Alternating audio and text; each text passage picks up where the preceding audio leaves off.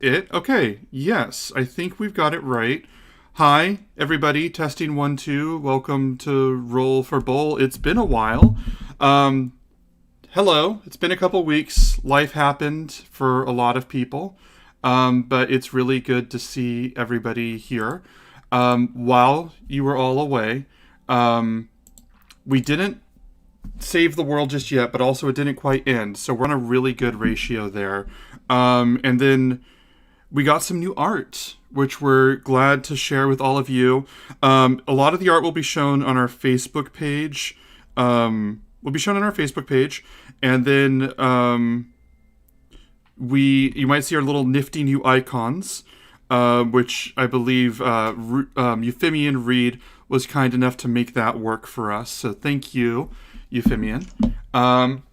We are good to go. Also, I figured out some of my audio issues. So when I play music now, and I mean for you guys to hear music in the background, you might actually hear it, which is new to the series.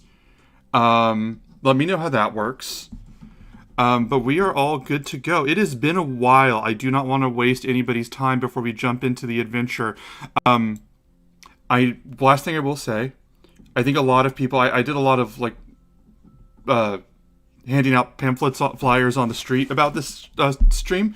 So if you are new, checking it out, you are encouraged to talk to us, say hello, ask questions. We are here. And as a part of getting to know that, I'm going to introduce everybody. So I was going to start with Allie. That's off the table. We're going to start. Oh, hi. Okay, hi. I had to open the door for my dog because she doesn't know how to get out of the bedroom. Dogs. Okay, Allie. Sorry. No, you're fine. Allie, would you care to introduce yourself, your character, say a little bit about your character before we jump into explaining where we are in the story? Okay, hi, I'm Allie, and my character is Callista. She is a satyr bard who recently took a level in Celestial Warlock. So we're seeing how that goes. She's kind of a disaster. All right, that's wonderful. She is a disaster. Let's go to you. Very small. Relevant. And she's a satyr because we're doing a story inspired by Greek mythology. It's a DJ remix. The stories aren't the same, but a lot of the aspects have been moved around. You'll see a lot of it. Which brings us now to Euphemian. Would you care to introduce yourself, if that is your real name? It actually is not. My name is not Euphemian. My name is Cleon, and my name is Reed. And I am a human wizard who lives a double life. In real life or like fantasy life? Yes. Welcome back, Dragon Lords. Tammy's mom. Hi, hello. Which actually comes at the perfect time, so let's just go to Tammy. Kiana, would you care to say hello? Hello. So I'm Tammy. I play Kiana, who is known to her friends as Kiki. I am a Triton barbarian, a demi-goddess, and a truly accomplished warrior. Wonderful entrance. And this brings us to Crayrin. I have so many thoughts on Crayrin, but let's hear yours. What's up? I have thoughts on him too, to be honest. So I am a wood elf monk. That's pretty much it. I'm just some dude that doesn't really know what's going on, especially with women, but apparently he's really good at it for some reason. I don't know. Weird stuff. Yeah. I'm also short. Life and normal life, or normal life. D&D is normal life. We are here. This is great. The 18, Fatima, hi. The 18 is the number of episodes. She always has on her pillow how many episodes we've done, so our little show is now able to vote and buy lottery tickets in the U.S. I don't know elsewhere, but I feel like there's a solid joke about the infrequency with which we meet behind that. But I can't execute it right, so just fill in the gaps. Yeah, well, we are now legal in a lot of states and in a lot of provinces. I don't know if a lot of people know that the stream is basically an international one between States and Canada. So hey, everybody! We're fixing international relations with this. Yes. If that's the case, does that mean that 1 year is an episode in my life? Because, I mean, last episode was one hell of a bottle episode. It really that was. That was a great episode. That was such a great episode. It was fun. So let's jump into the summary of what's going on for new people and for new people and for those that just want to get caught up. There's a lot of stuff, so we're going to mush it all together. Long story short, Thylia, the continent, ruled by gods and titans. The titans don't like a lot of the traveler races, which are the people that travel to Thylia instead of being crafted here and created here by the gods themselves. The titans basically getting ready to... a truce is ending in very short order, and the titans are sharpening their blades, figuratively and literally, to strike down all of the traveler races. The heroes have been chosen by prophecy to go and try and save the world from titans, or save the continent from titans. The prophecy told them that they had to do 3 great labors before they would be ready to go on to the next step. They have finished 2. When they were about to do the 3rd one, King Acostus of the greatest city Mitros summoned them and kindly offered them the opportunity to decide the fate of the city. A little more complicated than that, but I'm shortening it. All 3 of the Dragon Lords are low in volume. Can I up their volume, please? Okay, let me see. Can you guys say something? Anything? At a normal voice? You mean all 3 of the Dragon Lords? Hi. Well, 3. There's 4 of us. What? Yeah. They're all amazing and hot. They are all amazing and hot. There, I think I fixed the volume thing. I I'm not apologize. laughing because it's wrong. I'm just laughing at how you said it. There we go. I think I fixed the volume right there. That should be a lot better. If it isn't, let me know. I can boost it up again. It's a weird thing on my device, so thank you for bringing that to my attention. The Dragon Lords, these 4 wonderful people, didn't like any of the options. While they slept on it, there was a dream sequence in which Euphemion was attacked by one of the Titans, who was the Titan of Goddess of Dreams. And she had a sensed weakness and attacked there. We are now in the next morning. Other details have happened. Dragons have been pet. Friends have been made. But I've gone on long enough. So our heroes now have regathered in the halls, have been told that it's time to speak with King Acostus in the morning, and deliver their final verdict, I believe. It has not officially been declared. So we'll join you now at a neutral moment when the 3 of you, because I believe Euphemion was still in the bedroom, was that correct? Yes. Man, the details I can hold on to for like a month. Anyway, 3 of you in the garden, in sort of the garden plaza of the castle, the goddess Queen Valis telling you that it's time to discuss this. I will begin with you 3 and your actions. Behind you, the dragon Icarus, very beautiful and very aware of his beauty, is lovingly nuzzling the silver pile on which he is on right now.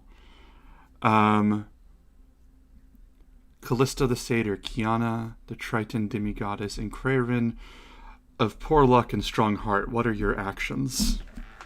The very first thing you hear is Craeron's stomach start grumbling loudly as he hasn't eaten. I don't know how that sounds, but it sounds like grumbly. Grumbly is tumbly. You all just hear the rolling through. Immediately. I say sorry to the other 2 and sorry to Icarus in Draconic. Icarus just says, I do not mind. I am generous, and if you wish to purchase food for yourself with my silver, I will allow it. And he looks at you, very clearly waiting for you to thank him. And I do. I thank him and I tell him how, Icarus, thank you for your kindness. Your beauty is enough, but I think we should be okay. We are to meet with King Acostus shortly. Yes. Send him my regards. Ciao. And he sort of closes down on the silver and just like, this is just the best pillow. Just in body language, he doesn't say that, but go on. I turn to Callista and Kiki and say, so, should we go get Euphemion then, or what should we do? Yeah. I think so. Excellent. So the three of you go off. As you leave, Icarus turns to one of this attendant who's laying food in front of him, and like that just as an offering, and he just says, "Do you think they were impressed by the silver?" And the attendant goes, "Yes, Icarus."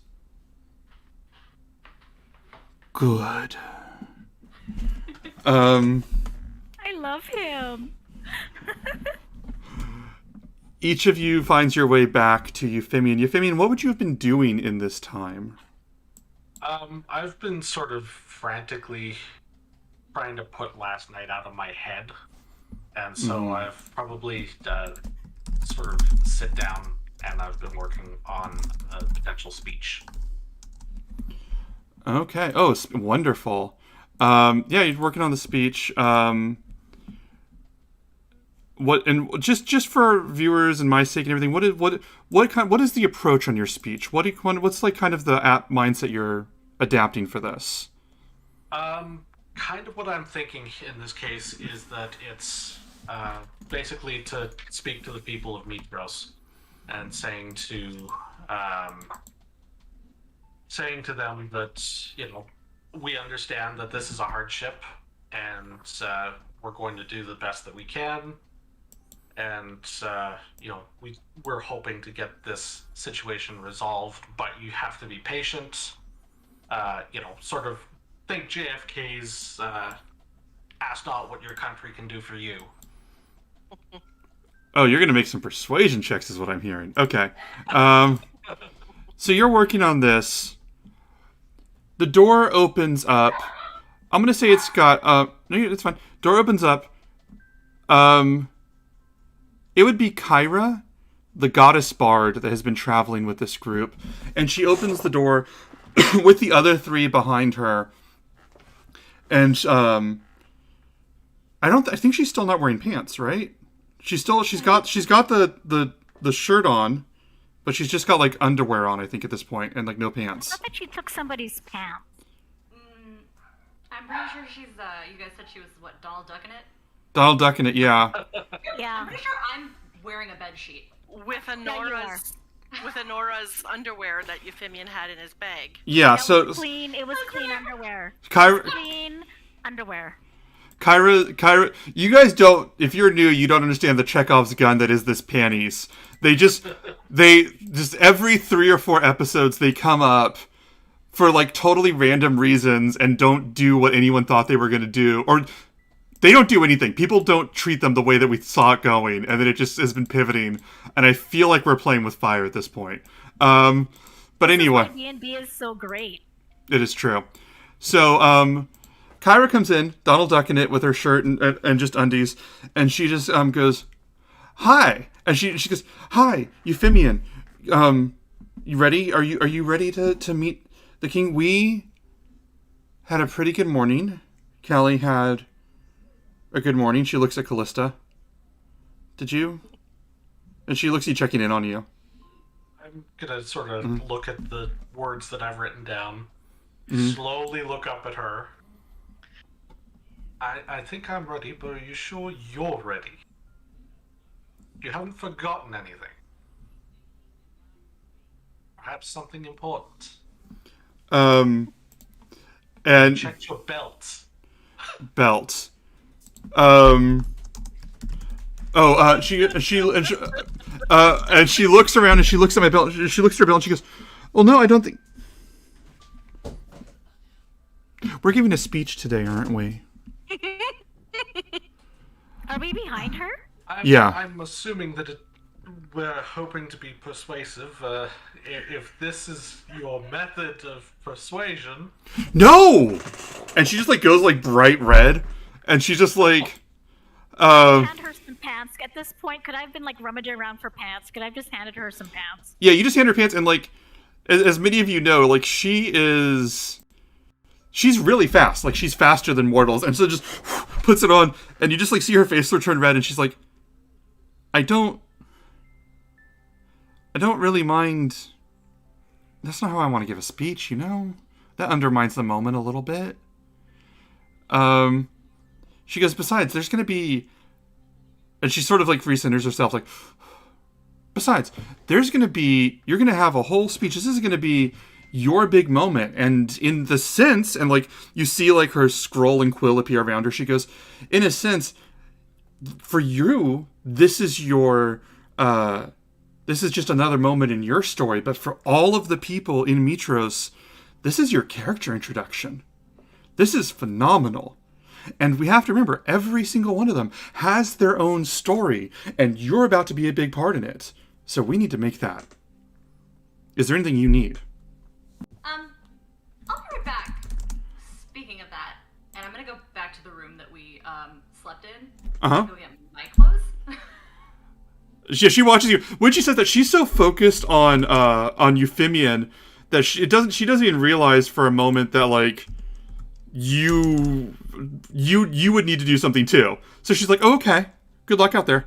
How does Euphemian and Kiki look? Do they look like presentable? Do we look like I mean, I don't know whether Kiki gives a shit.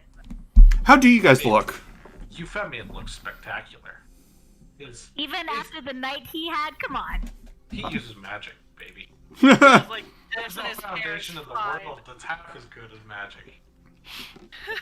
Well, You know, could you circles help? under the eyes. Just, Could you help a fellow out or what? I mean, I'll. Give him some guy liner. I don't actually have an option to do it for you. I Okay. would be quite happy, but unfortunately, all of the resources that I have to myself are. Kyra Do you turns. think you can help me with like a man bun or something? Like, I mean, come on. Like, I feel. Kyra turns to you and just puts her hand very gently on your cheek, Craven, and she goes, the juxtaposition in aesthetic alone is just... I think you're fine. I turn to Kiki and I'm like, I look fine. I mean, I can do braids in your hair. I'm used to working with long hair, but I could do a bunch of little tiny braids all over your head. Well, if it doesn't take too long, I mean, we don't want to let King wait too long, but. How much time do we... And Kyra's just got her hands on her mouth. She goes, how much time do we need? And don't jump on me about this. Do we have enough time for a fashion montage? It's your choice. As much as I'm sure that would be terribly fun, I feel like King Acostus would not be willing to wait so long. Yeah, I don't think it'd be that quick with little short hair like yours. Can we do it another time then? Yes. I'll touch the digitation, a little gust of wind in Kraren's face just to get that wind-blown look. Beautiful. At some point during this, do I come back? Is like. Sure, yeah, absolutely. Absolutely. Oh, are we messing with Craig? Always, my dear, always. When we can. Listen, I honestly wanted to try to look good for the kid.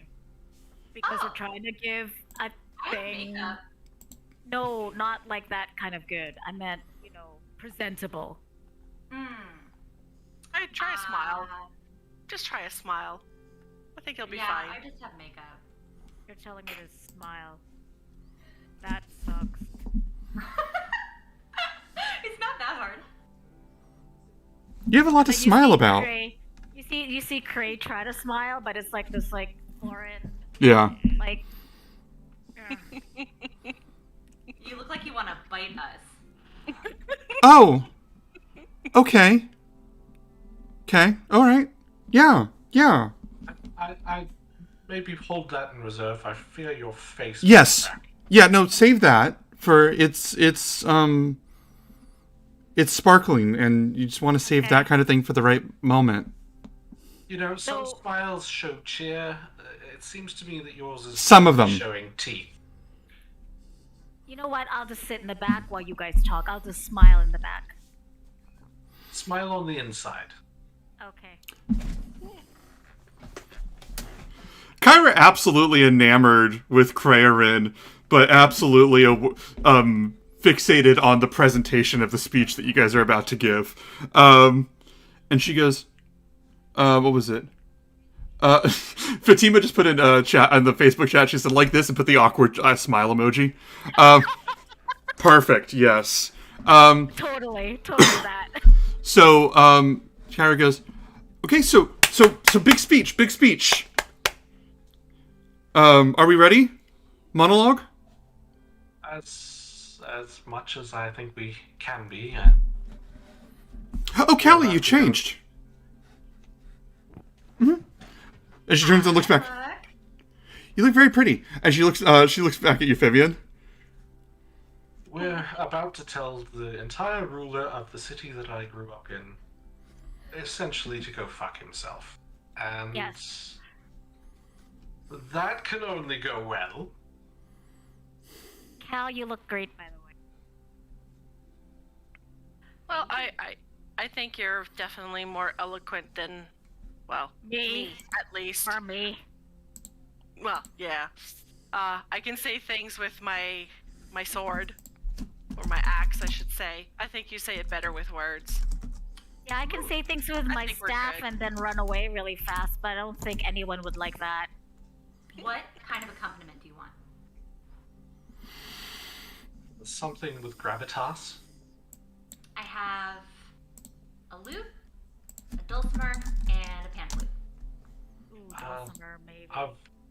I was thinking perhaps the lyre, or the lute, sorry. I can bang things with my hammer like a drum. Oh, don't ask me to do anything. I feel like moral support is really the I thing can we're getting at here. I can And sing. they look pretty. I can sing if you want. I'm perfect at singing. I think it's okay. Going into a speech, not a rap battle. Got this, Euphemian. And we got you. We'll be right behind you. We've got your back.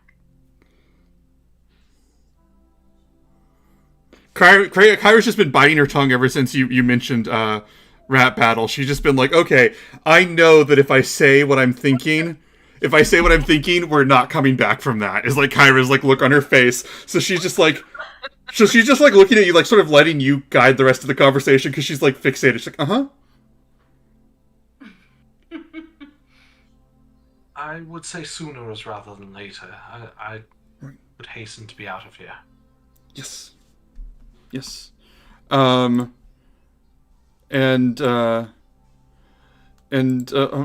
she goes, okay, well then, we're going to go and, can I ask you all a favor?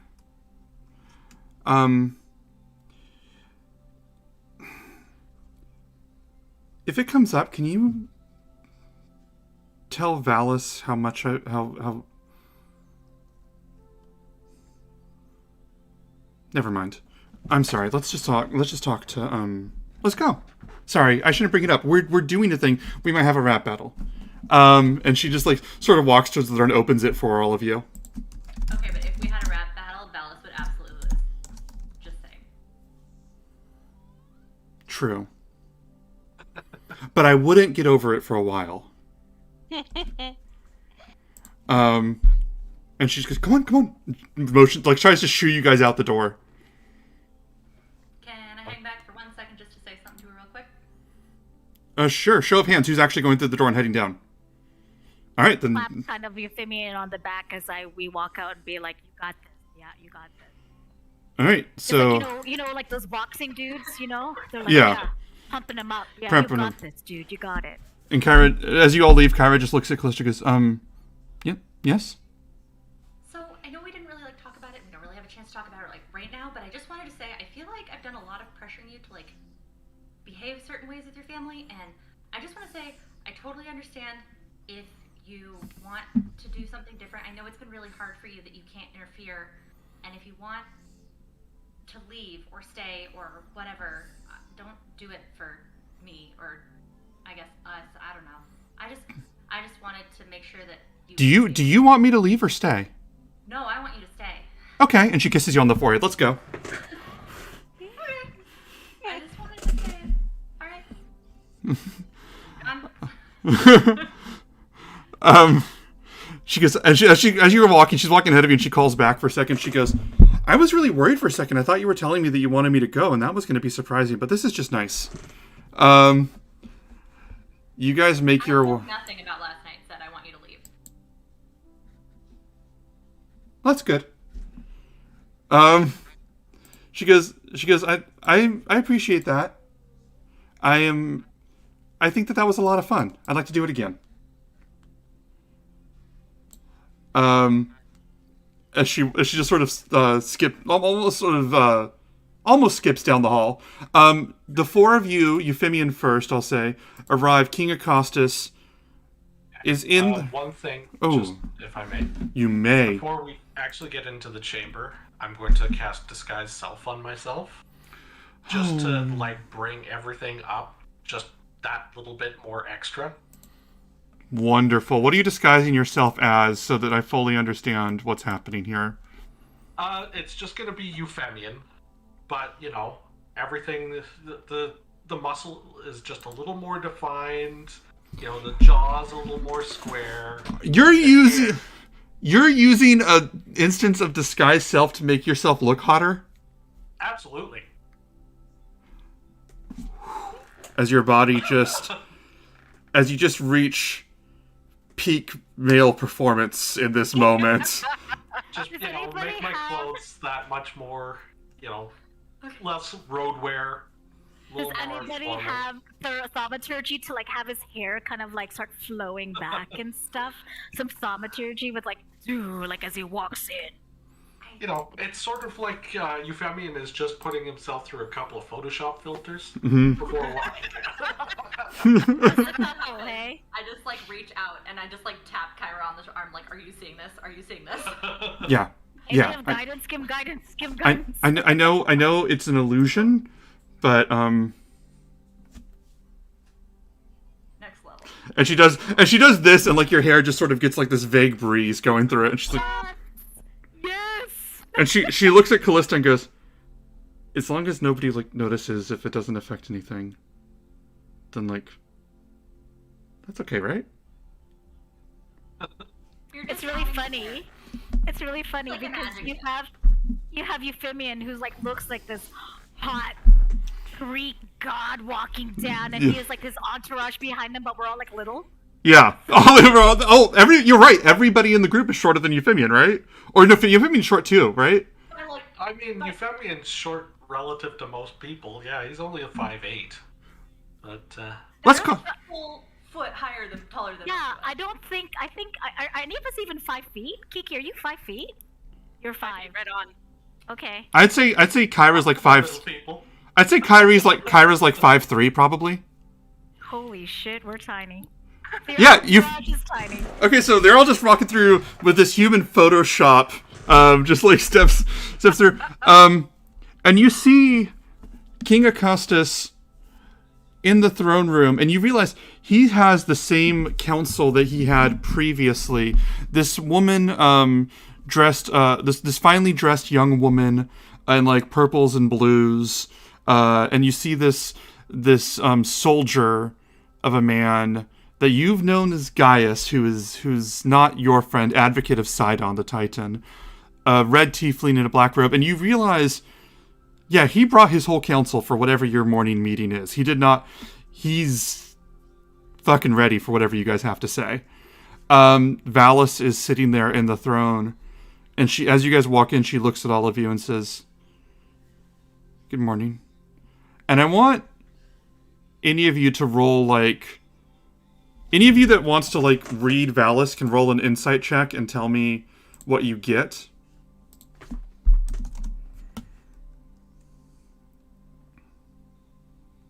Kiki. 15 for Callista. Okay. 24 for Craig. Oh. 24. Okay, I'm gonna anything for Euphemian? 10. Okay, I'm gonna give this to Krarin. Valis has the best poker face you're ever gonna see. But Krarin has read a lot of people in a lot of different positions, either because of work he's had to do or because being aware of the shit that people pull on people like him. And you instantly see Valis, Valis's face. She is exuding, "Oh, nice to see you again. We haven't spoken since the throne room last night. Nice to see you, acquaintances." Like, she is just completely in position to there's no more familiarity in this throne room. As you walk in. Yeah, and as you all walk in, King Acostus just says, "Good morning. I understand you've had some time to think on our situation," as the thunderclouds roll above, and you can almost tell that the storms are beginning to re-find their strength, find their footing, the storms of Sidon. And he says, "I trust you slept well. I trust your needs were met. Is that correct?" Oh, dudes, did we totally, like, eat or no? What'd you say? I'm sorry, what'd you say? The whole entire reason we went to go get Euphemian is because we didn't eat. So, I mean, because Cray's tummy is rumbling. So if we went to go get him and then went straight to the throne room, oh my god, Cray's, like, tummy would be like... He gonna be hangry. Oh, so Session. you didn't... Wait, what, Reed? I thought we'd had some food delivered at the end of the last session after. Yeah, that was like at night, wasn't it? Yeah, we didn't have breakfast. We were looking for breakfast here. Yeah, you haven't eaten We got yet. distracted by Euphemian wanting to go, so he's distracted us from getting food. So we're in. So it we're now. hangry. We're hangry. Okay, gotcha. I gotcha. I pick up what you're putting down. Got it. Okay, yep. I'm also reading Valis because I'm hungry as fuck is basically what's happening. Okay, You gotcha. want to eat her? Valis looks at you, and well, no, let me give. I'll just add a second. King Costa says, did you sleep well? Are your needs met? And you see him sort of reforming the diplomatic smile that he had when you first met him. I'll bow. Of course, we appreciate your hospitality. Thank you. I'm glad to have the heroes of the prophecy here. It's an honor for me as well. The other matter. Yes, yes, absolutely. What was it? What would you say on the matter that we discussed previously? Actions you would take. I may have been overly expressive of my concern for my people last evening, but it comes from a place of wanting them to be well. I understand. If you've taken that responsibility into consideration, what is your final decision for how we approach this problem? And you see the three advocates down below, who previously each gave you very different ideas on how to disperse the wrath of Sidon that's plaguing the city. They each gave you three very different ideas, and they're all looking at you, idly hoping that you picked their decision. I understand the options that have been presented to us. However, ultimately, all three admit to a concession that I feel is harmful. At this time, we still believe that our best course of opportunity is to leave here post-haste and continue upon our tasks.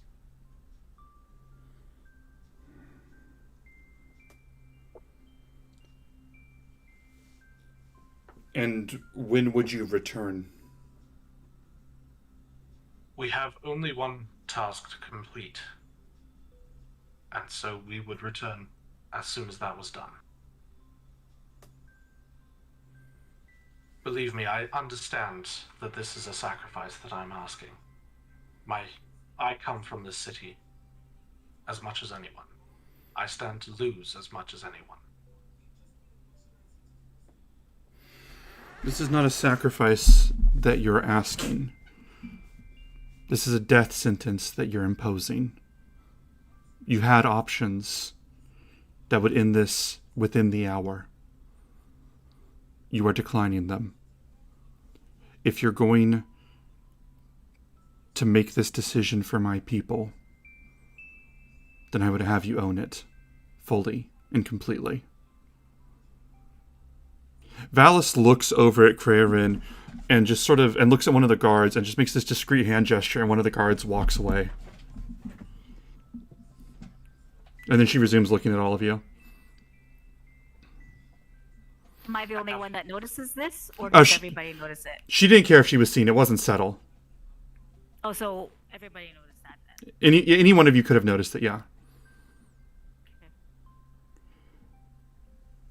I have prepared for this, and I am prepared to stand for the people of Mitros and own the decision that I have made. That we have made. So, you would make this decision and sign the names of all 4 heroes of the prophecy to it? I would.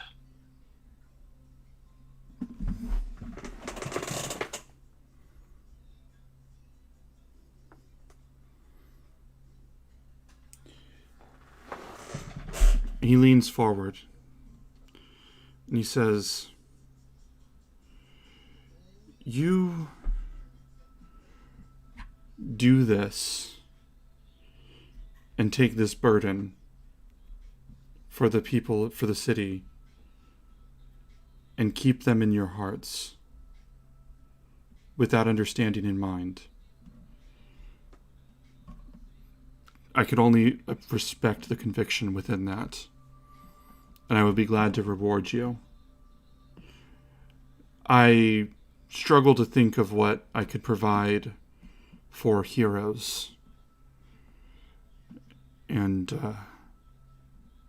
I think that I would like to offer you the information that I have upon your return to help you on your journey. Quick question. If we were to, you mentioned the harp as something that we didn't have time to do because the forge wasn't running. If we're going to the forge, should we bring anything to also get that done so that we can bring it back and 2 birds, 1 stone instead of having to go back and forth twice? I'm not a forge master. If we knew of one who would provide that information, then we could. And Kyrie goes, "Oh!" And Valis just looks at her and gives her this gentle hand motion of "Wait your turn." And King Acostus just says, "I'm sorry. You would be able to provide consultation." And Kyra just sort of bites down on her lip, remembering the rules of when she's allowed to help and when she isn't. I will speak up at this point. Mm-hmm. Indeed, Kyra's counsel is often food for thought for us. And she Very welcome. And Kyra just looks straight down at the floor. And King Costas goes, raises an eyebrow, and goes, "I'm glad to hear it. And what consultation would she have for us today?" I believe that I will give up the floor to Kyra, allowing her to speak. And she sort of turns and looks at you, just deer in headlights kind of moment. And she does not have stage fright that often, but the specific context of this is just paralyzing her. And she nod and go Vulcan, right? Yeah. It's just, and she looks at Valis, and you see all of her theatricality sort of fade out for a moment. She goes, I just thought because Vulcan, Dad. So I thought maybe he would know and he would be able to help, and I thought that he would be able to consult with him, and that might be good, and then he would do good, and then good would happen.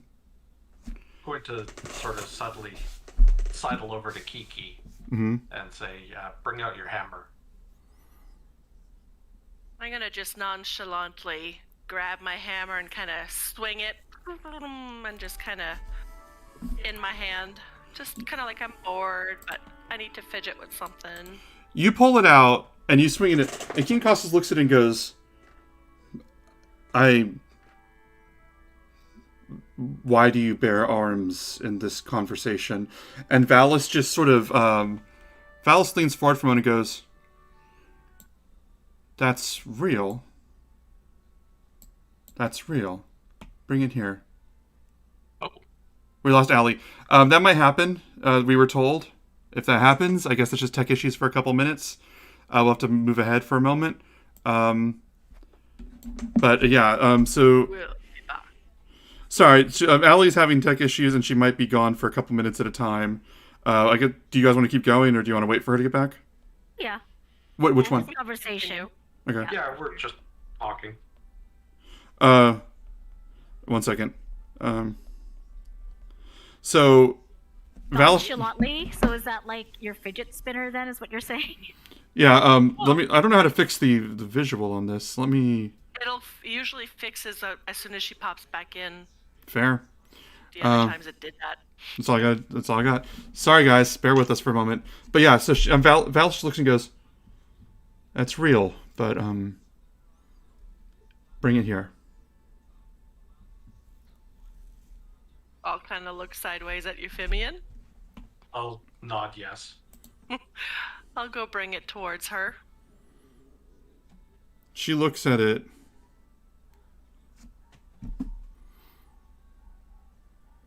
And she looks at you for a second and she says, "This wasn't made for you. But it was gifted to you, and it... Do you know how to use it?" Of course she does. Oh, I say that to myself quietly. Sorry, I forgot. I'm not on mute. Sorry, I forgot. You say, "Of course she does." When you say, "Of course she does," does Craven say that? Okay. When You know what? Craven's... Screw it. I say it. Yep, I say it because I'm dumb. Yep. Kind of under your breath, but not as under your breath as you thought. Yes. Yep. When you say, "Of course she does," Valis turns and looks at you and just sort of raises her eyebrows both a little bit, which is just as scandalized as she gets in meetings. And she's like... and her mouth hangs open for a second. She goes, Oh, I do my smile. "I apologize for underestimating you, Kiana. So, would your plan be then for you, Kiana, to forge this weapon? Or would we need his help?" We have already been in contact with Vulcan, and we believe that he may be lucid enough to assist us. Lucid enough. And she turns and looks at Kyra, and Kyra just sighs. And she goes, "I would... My dear husband," she turns to Costas and he goes, "Yes, my queen." She goes, "If I may be bold enough to intervene for just one moment." And he goes, "By all means. You only speak in these meetings when your words are truly full of wisdom and power. You may speak your mind freely." And he turns to look at all of you. And she stands up and walks past all of you, like expecting you guys to sort of like part ways for her. She moves down. And as she walks through, she puts her hand almost like on a wall, but just in the air. And then traces this large circle, and you see like this crackling light energy around it, like form around. And then this swirling water within it, until you see elsewhere on the other side. You feel the heat of the blacksmith of the forge, and you see across the other side of this vision, Vulcan hammering away in his shop. And she turns and looks at all of you and looks at Kyra and says, "He's been not lucid." And Kyra says, "Yeah." She goes,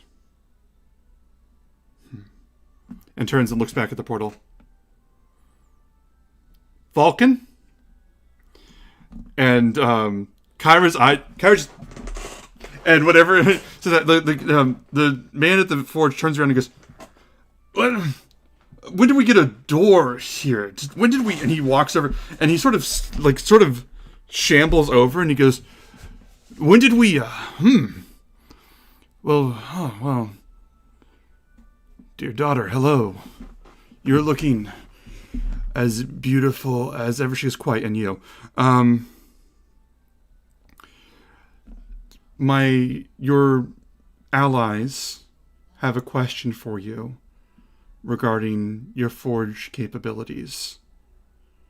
And she doesn't move out of the way, but she sort of turns to Kiana, like looking at you like, very, of course you understand it's your turn to speak now, and of course you're ready to speak to multiple gods in front of everybody, aren't you? Just very matter-of-factly. I play Valis like a heroic version of Tammy 1 from Parks and Rec. That's my frame of reference. But please continue. I'll just kind of swing the hammer here. You know, this. And he goes, "Oh yeah, she was I think I sold her that hammer a while ago. Do you think I got a bad deal or something, or did you want it back? Because I don't really keep receipts, but I'll give her the gold for it." And Valis goes, "Stop it." And he goes, She goes, "Stop it. She wants to know if she can use the hammer to forge a harp. That's what you meant to say, correct?" Kind of look back towards my friend's harp. Yeah.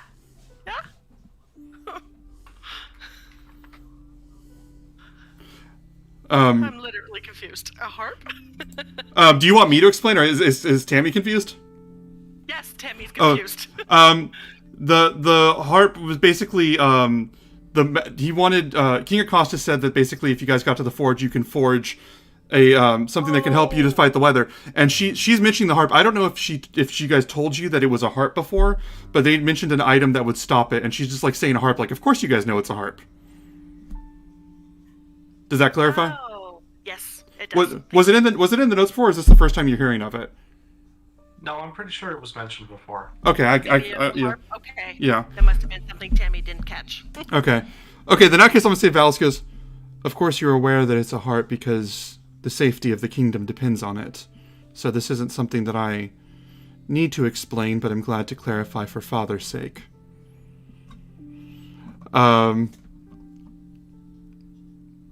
I hate when a character's more of an asshole than I am. But anyway, she turns back to Vulcan and he goes, I mean, if she wants to make a harp, she can do that. Is it a specific kind of harp?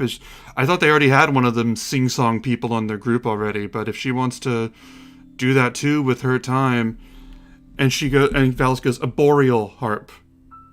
Oh. Yeah, I think I've heard of that. I can check my notes and get back to you. Valis goes, can we please be excused? And she turns to the rest of the group, and she looks at the council, and King Costa goes, yes, you can go. The three of them get up and leave, and she goes, my dear husband, I normally would not insult you this way. But when I say may we be excused, and he goes, oh, I shall be back momentarily, my queen. And he stands up and bows very reverently and leaves. She looks at all of you, sort of waiting to see if you're ready for whatever the hell seems to be coming next. Oh, we are not being dismissed as well? No. Okay. No. Kyra... I'll step forward.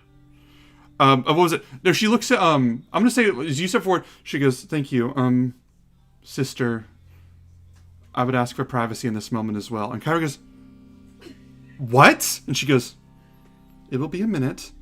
And Kyra just opens her mouth and just sort of turns and sort of angrily walks out as Valis looks at all of you. Let me see. I try to nudge our... Oh, there's Callista. I nudge our Callista a little bit to say, take notes, Take notes. So as that happens, Valis turns and looks at Vulcan. Vulcan goes, everything all right there with the rest of them and all the thing? Like, none of them died yet, I think, unless there were 5 of them, at which point my sincerest condolences. And Valis goes, Father, I understand that you respect your privacy, and I understand that you want to be left alone, and I will not pull you into this further than you need. I've kept your self secret for some time now, and I will continue to do so. But right now we need to speak plainly. And he goes, well, I don't know what you mean. She's plainly. He goes,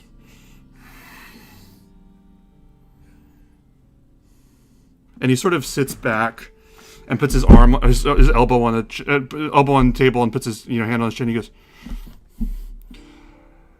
if you want to fix a boreal harp, it's going to take about 4 days and a lot of gold. We can do that. But you're going to need to get me access to the forge. Can you all do that?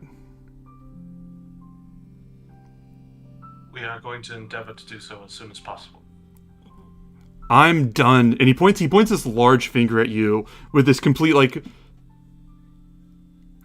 sheer focus on Euphemian, and he goes, I'm done with this adventuring shite. You guys need me down there. There's no surprises, no twists, nothing. If you can get this done without me, all the better. Valis goes, that was easy enough, Father. He goes, oh.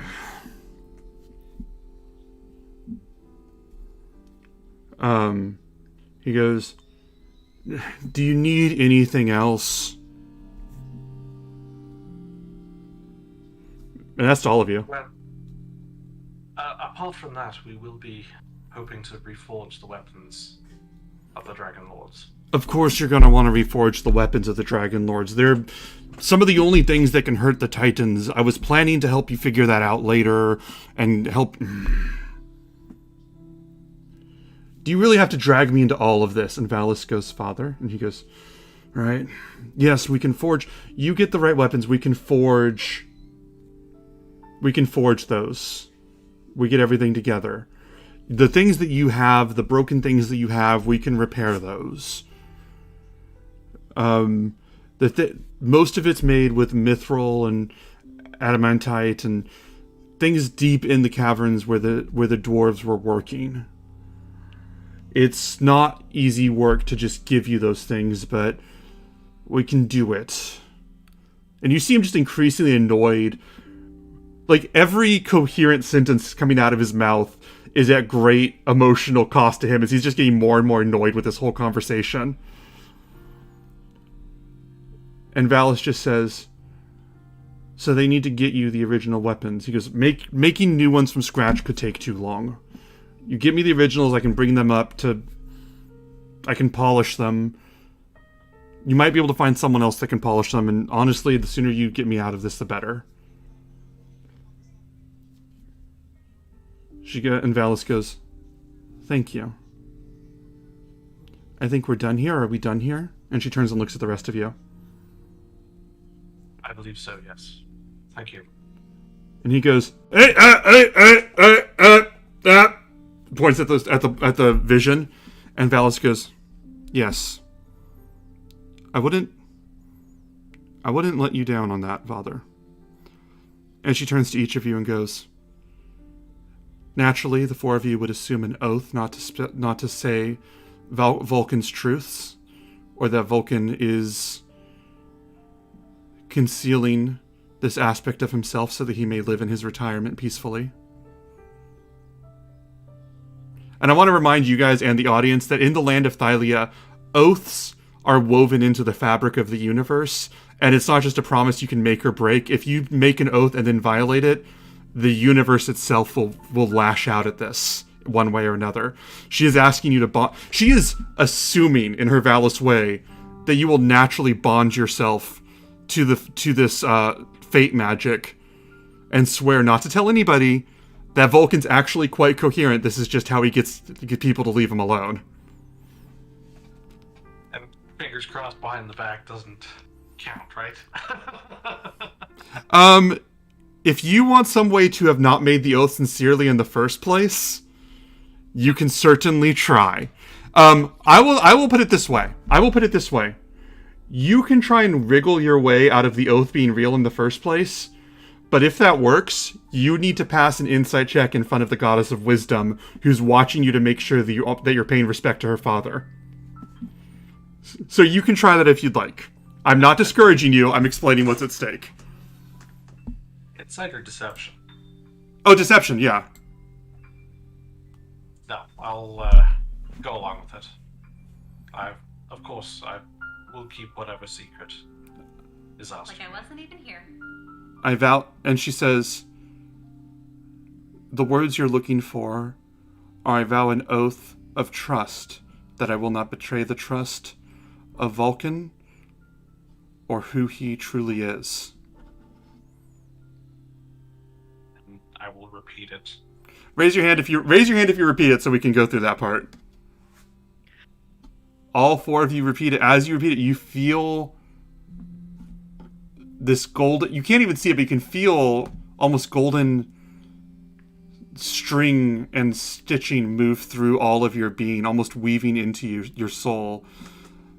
And for a moment, each of you at a different time later, when the thought of saying that Vulcan is only pretending at the end occurs to you, you feel your tongue moving against a weight. Not stopping you. You can absolutely say it, but your whole body being aware that you would be breaking this vow, this oath. And she says, good. Then we can allow my sister and everybody else back in the room. Oh no, I did not know Kyra wasn't here. That I was promising not to tell Kyra something. Oh, okay. You know what? Hold on. No, I'm sorry. Allie was actually disconnected, and I'm not going to do that against her. Allie, I will let you think about this, because that's a big moment for you to keep a secret from Kyra. Valis had everybody leave the room except for the four of you before she brought Vulcan in and revealed that, because I don't remember when you got cut out, she brought Vulcan in and basically told him she's not putting up with his pretend act. It's too important. He needs to actually speak plainly. And then he dropped his vague dementia lucidity thing and just immediately gave you guys the straight facts on how to forge mithril items. Yeah, that's like when I came in. I just didn't know he was in the room. Yeah, everybody else is out of the room, and Valis is asking you to swear an oath to not tell anybody, including Kyra. Kyra does. It's not confirmed, but it's very heavily implied that Kyra has no idea. So, like, if I asked Valis to confirm that I can't tell Kyra, she would say yes. You can. Can I tell Kyra at least?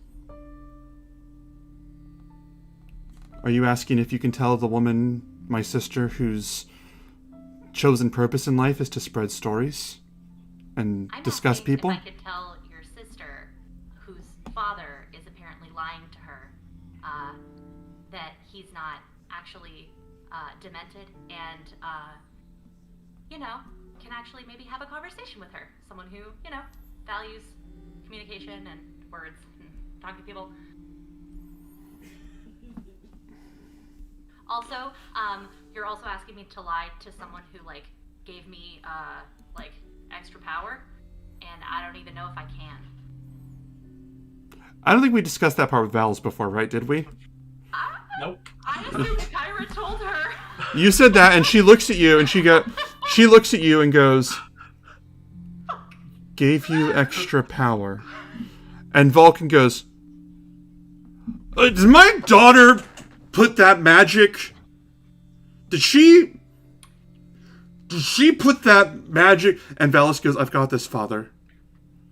Did she siphon her magic into you?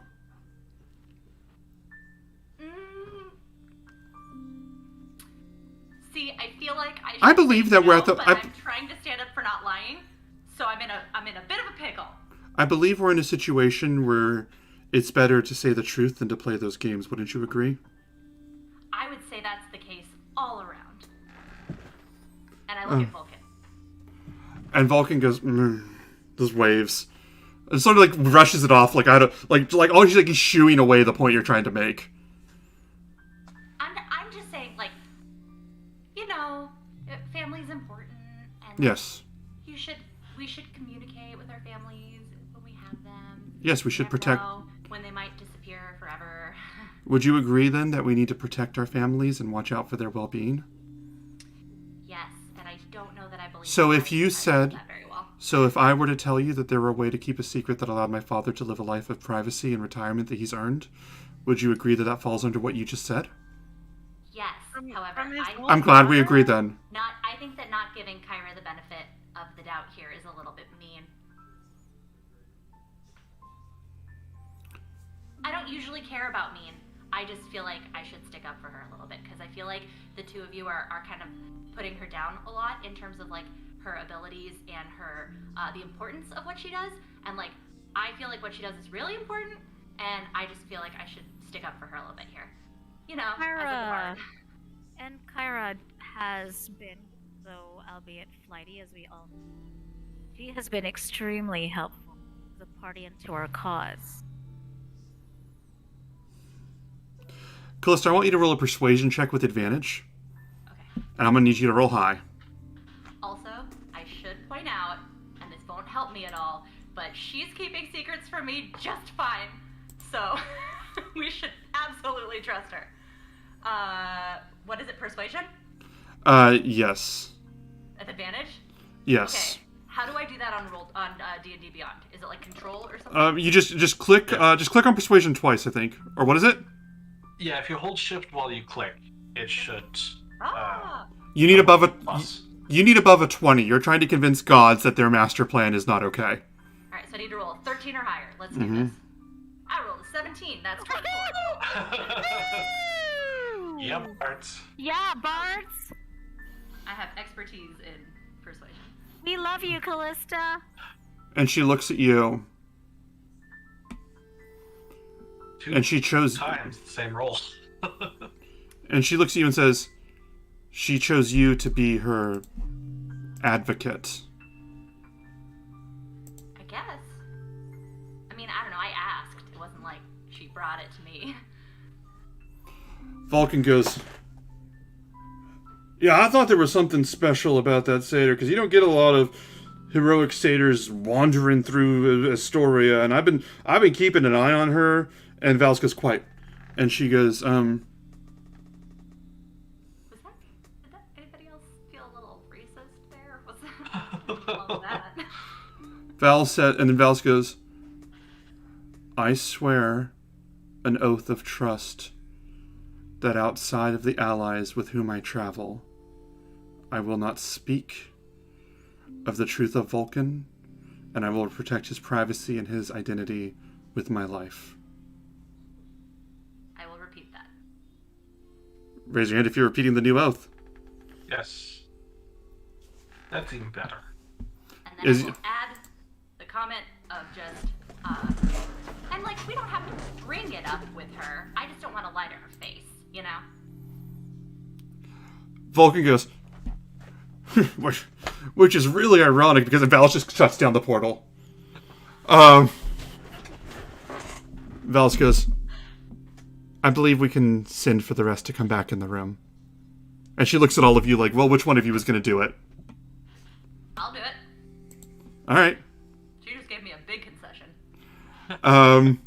You go and bring everybody back. When you open it, Kyra looks at you and goes, did you take notes? And I will say that when you left, Craven literally, I think it was off camera, but Craven literally said that they were hitting Callista and saying, take all copious notes. So it would totally be accurate. Yeah. I did, yes. Good. I never know what she's hiding, but she always thinks she has a reason. Smart people can be like that. And then she walks in, and after a little bit, one by one, everybody else joins in. All of the other people come in, and King Costas goes, did you get your answers, my queen? And she goes, yes, I did. And he goes, would you trust me with that information? My wife. and she looks at all of you and walks over and sits down at the throne. And we're going to take a break for about 15 minutes. I'll see you guys back at about 8:28, around there. Thank you all very much. I'll see you soon.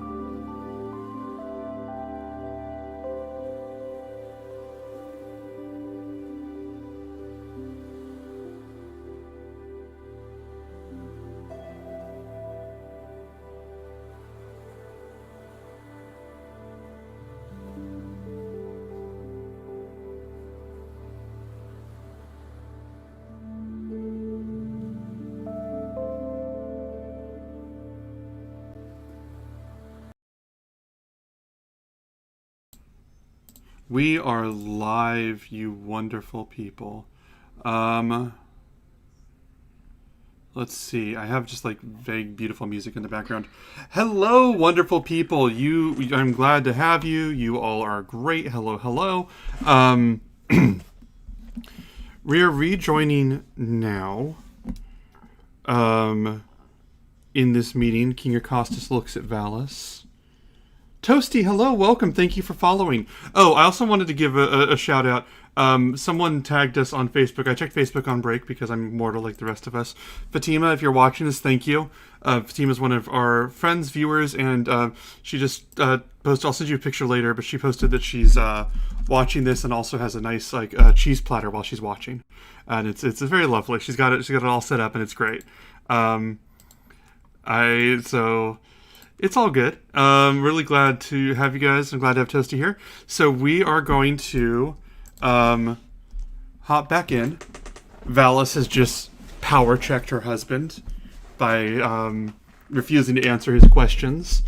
And Acostus is looks at all of you and says, whatever information you needed, I hope that you got it. Does that answer your questions and make you and put your mind at ease about your decision? It does, yes. I would gather the people for your announcement. Valis goes, before you do, and he looks at her, he goes, What is your reward for them exactly? He goes, well, these heroes are doing great things for us, and I would help them and give them a boon. She goes, gold? He goes, greater than gold. He goes, give them a map. And he looks at all of you and sort of sits back and smiles.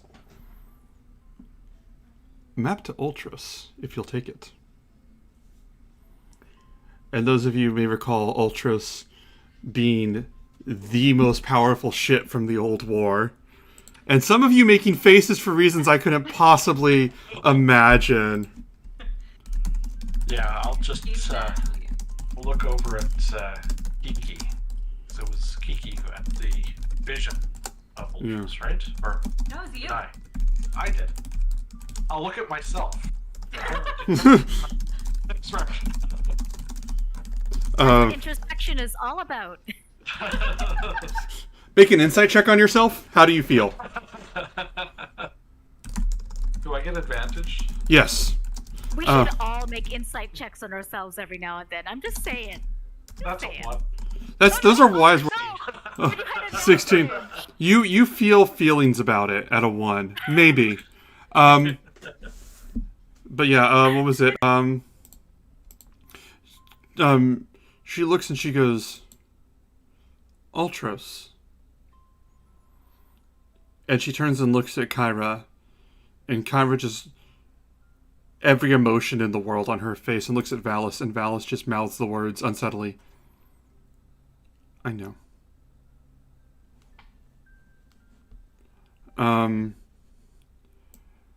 What was it? Valis looks at, what was it? Valis looks at, all of you, and she, what was I going to say? Valis looks at each of you, and then she looks at, Callista, and sort of gently moves her fingers subtly so no one else sees. And Callista, you hear in your head, I don't know what he's planning. Don't tell him when you find the ship. I'm going to take care of something on my camera for just one moment. I'll be right back. I'm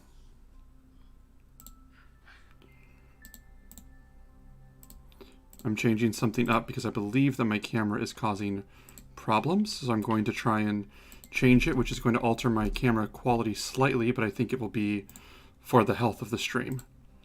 Am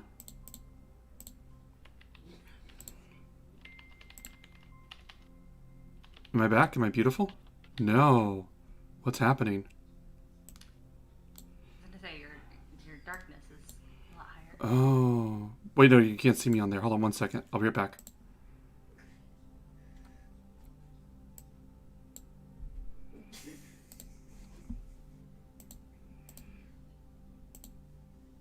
Right. We So finally how destroyed do the we? DM. I'm here. I'm here. Stop All Stop of dis- our costas. Stop destroying the DM. On 4. Okay, so that's not working, so I'm just going to revert it back to what it was before. Anyway. Now we're all gone. You should still be there. Give me just one moment to boot this up. I apologize. So as we think about all of these boons, in Jennifer's head and Cray's head, it's like, wow, this is stupid. A map? That's dumb. Might as well send us a map to like friggin' Earth. Dumb. I love this. I hate this. I know, I- that's like total Cray, but also Jen at the moment. I'm like, this is It's, stupid. Why it's, don't you just it's give dumb. me I have a wonderful reward for you. It's more chores.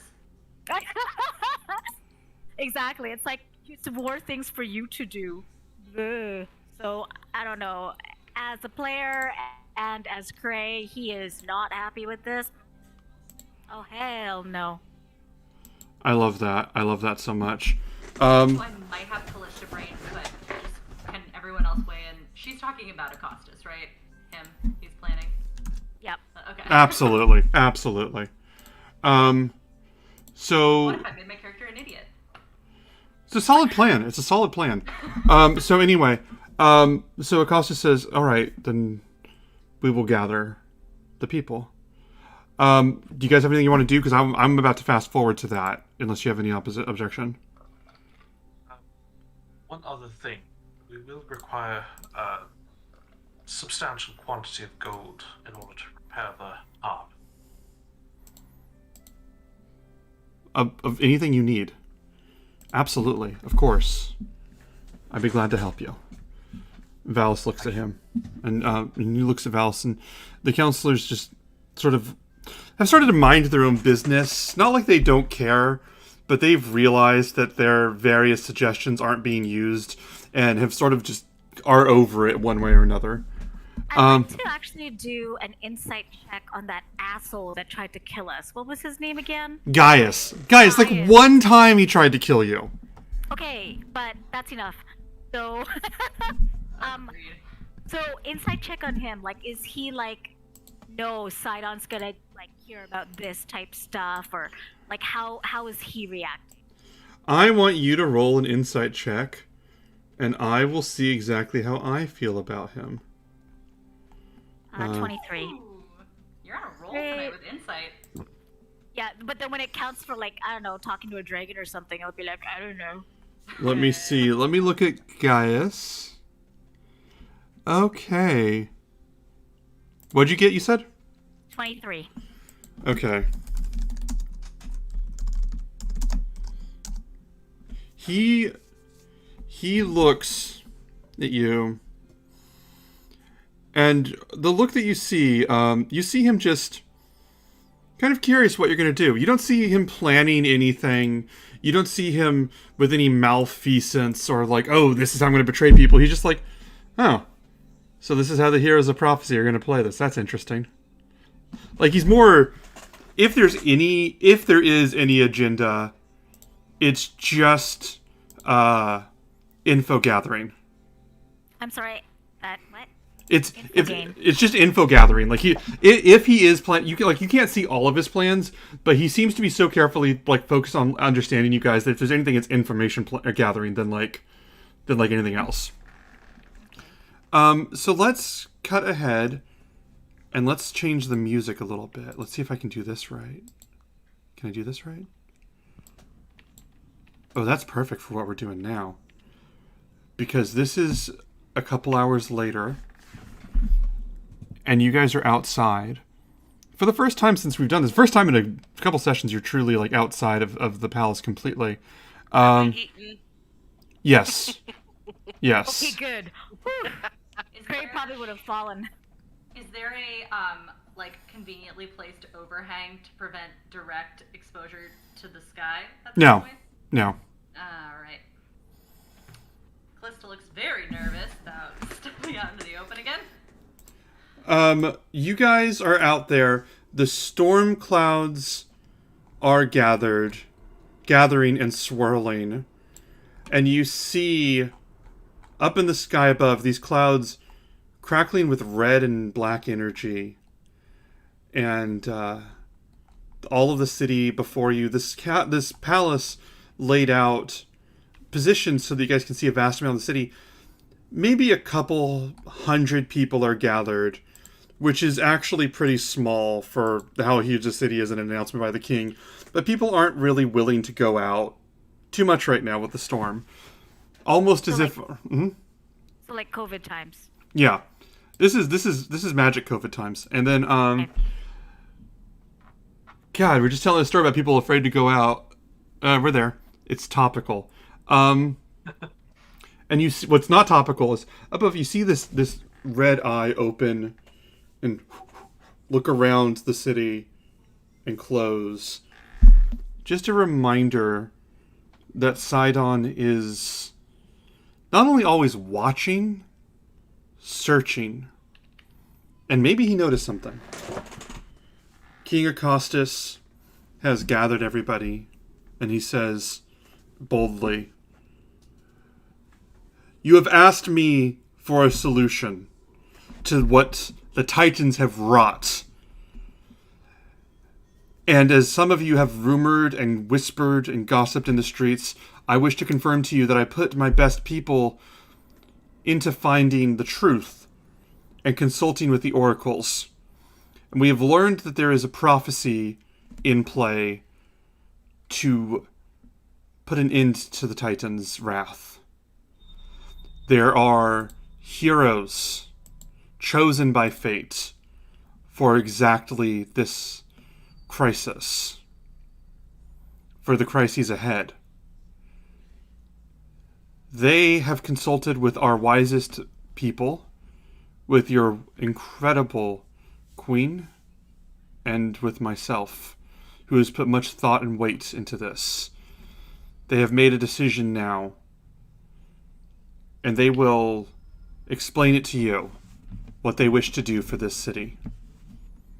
And he steps aside and just looks at you all and gives you this look of, by all means.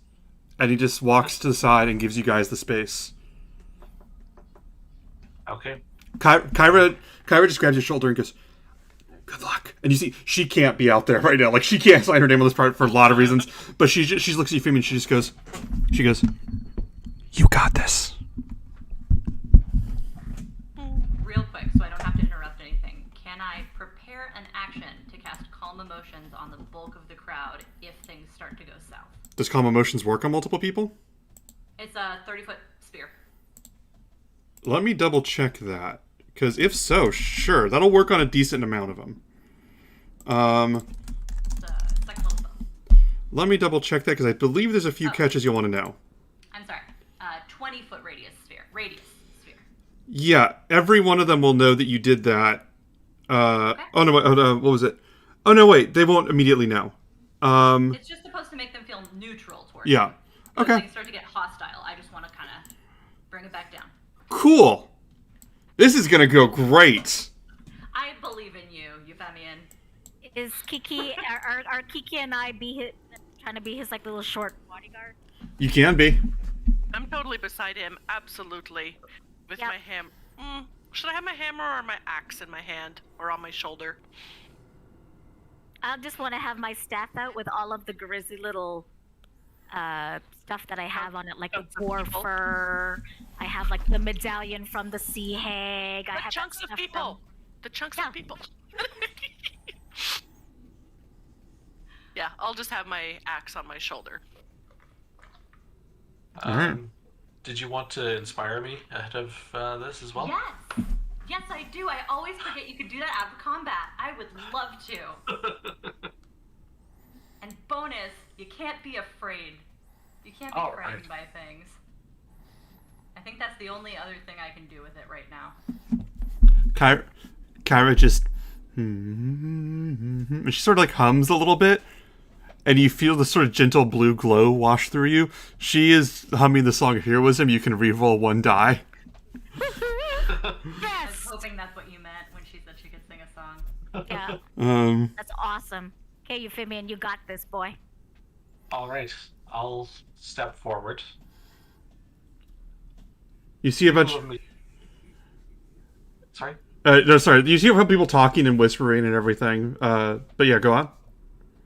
I'll project my voice to the best of my ability. Not magical because I don't have thaumaturgy but... And I'll say, people of Mitros, I would ask for the best of you today. The Titan has come and he has brought terror to this land. We aim to correct that. We have been given options by representatives of the Titans, but every step has demanded more than I believe any man, woman, or child of this city would be willing to give. You hear someone in the back just go, "End it now!" And someone else goes, "Yeah, what do we need?" Just a couple people just like growing restless. Acostus looks over at Craren and Kiana, just sort of looking to make sure that you also watching the same thing. The threat of the Titan asks more of us, of any of us, than I think any have been asked before, short of the Dragon Lords. I am from this city. I have people who I love and I know who live here. Know that I'm asking nothing more of you than I would ask of those closest to me.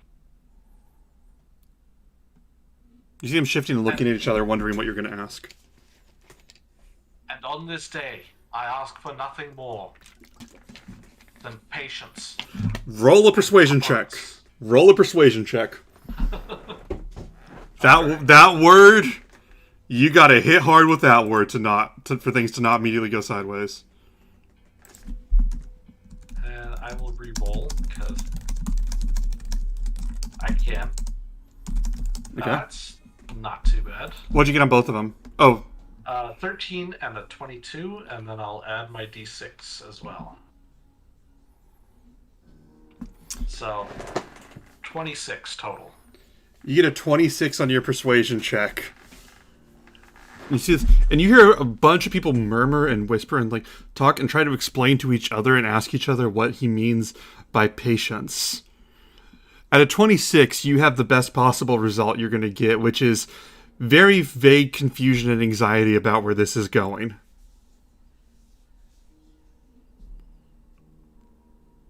We have been chosen by the Oracle to fulfill some tasks.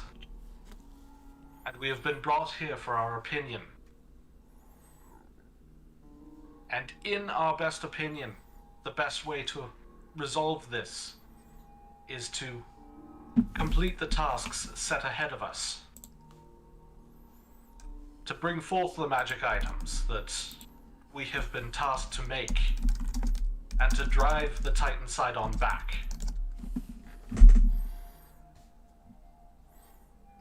You hear this woman go, "Make something. What are you going to make that stops clouds, that stops the storm?" You hear someone else, this man, go loudly, "Hell of an umbrella." The magic with which we will wield is strong. And we are hoping we have given all our faith to be able to push this Titan back. And I know that the people here are strong, that they can last, they can weather this storm. We ask only a few days. And when we return, we will come bearing a weapon that can drive even the Titan back. Callista, do you want to give another bardic inspiration? Yeah, until I need to cast, I'm just gonna be kind of like providing ambient music. Okay, but Like, yeah. yeah. So you want to give him I'll a... kind of use that as like a re-up. All right, so she gives you a second one. Kyra is still humming, and just in time, those are both refreshed. As you say this, I'm going to allow you to make a persuasion check with advantage, and that's separate than the re-roll that Kyra gives you. So this is basically 3 rolls, but you need to roll very high for that to work. Tell me each roll one at a time.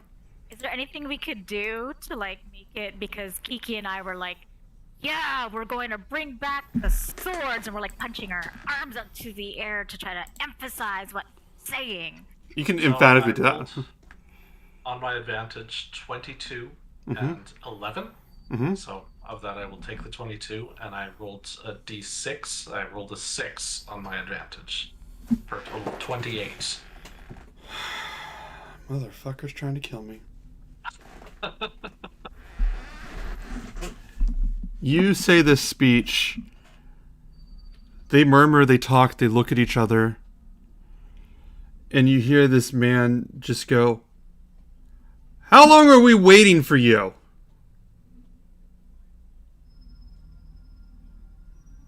No more than a week. And you hear this discontentment wash through the crowd as people are like debating this and arguing this.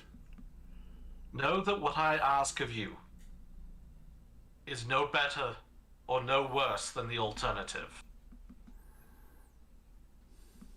That for those who survive now, more would die in the future. 1 second.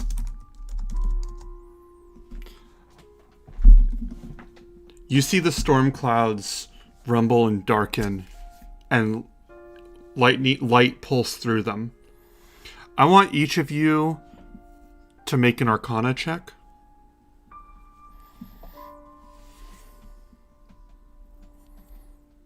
And call out the results. Ew. 5.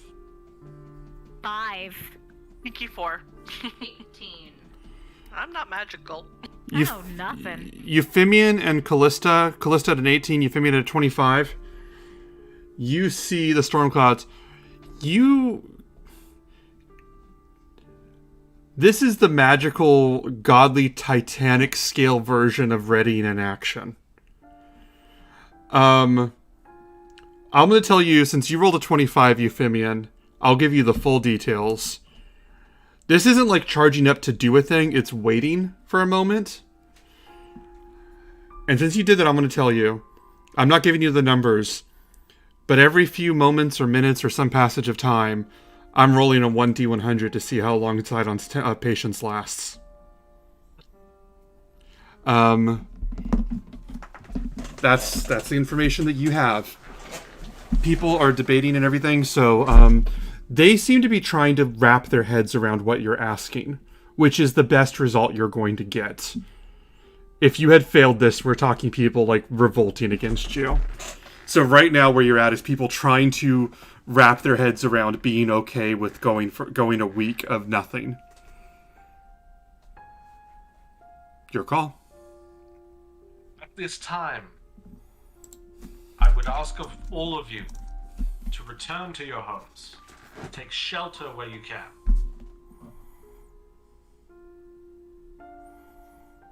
And simply wait. So someone This goes, is the city of the Dragon Lords. And I believe that it is the greatest city on Thylea. The people here can weather any storm. But we must act together.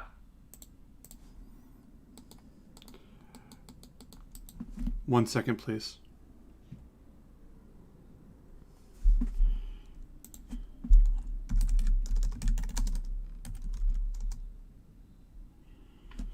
When you say this,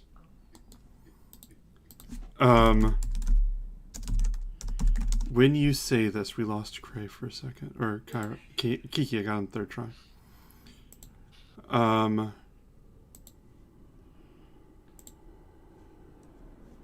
Let me double check some things I can do real fast. Obviously, I'm planning something. For awareness, I'm marking off my last bardic.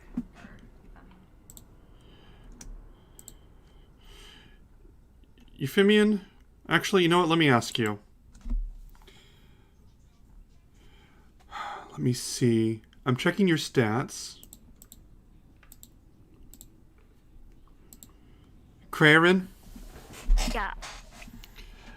With your passive perception of 15, you're the one that notices the lightning beginning to swirl together. It's happening. Could I have had, at this point, because have our weapons out, could I have said that I was readying that if something was going to happen, I'd try to... I'm fast. I don't know if I'm that fast to see if I could save or whoever this lightning is going to be attacking. I want you to roll an acrobatics check. And you have the boost from Kyra. Oh, to re-roll the number or whatever? Yes. And read off both numbers for me. Okay, and we'll see how my numbers go. You said acrobatics, right? Mm-hmm. Ooh. Hopefully it's good. 22.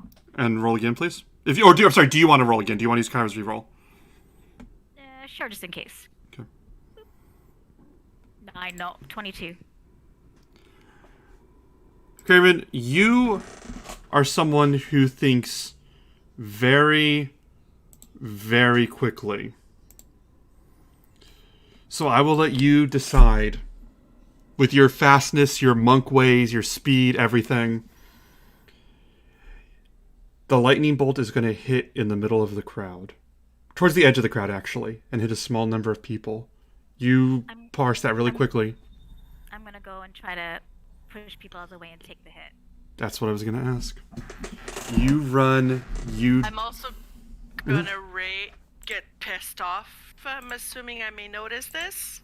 I gave it to her because of her passive perception of 15. Okay, with her passive. Okay. Yeah. His passive, excuse me. His passive. So you run, you bolt, run down there.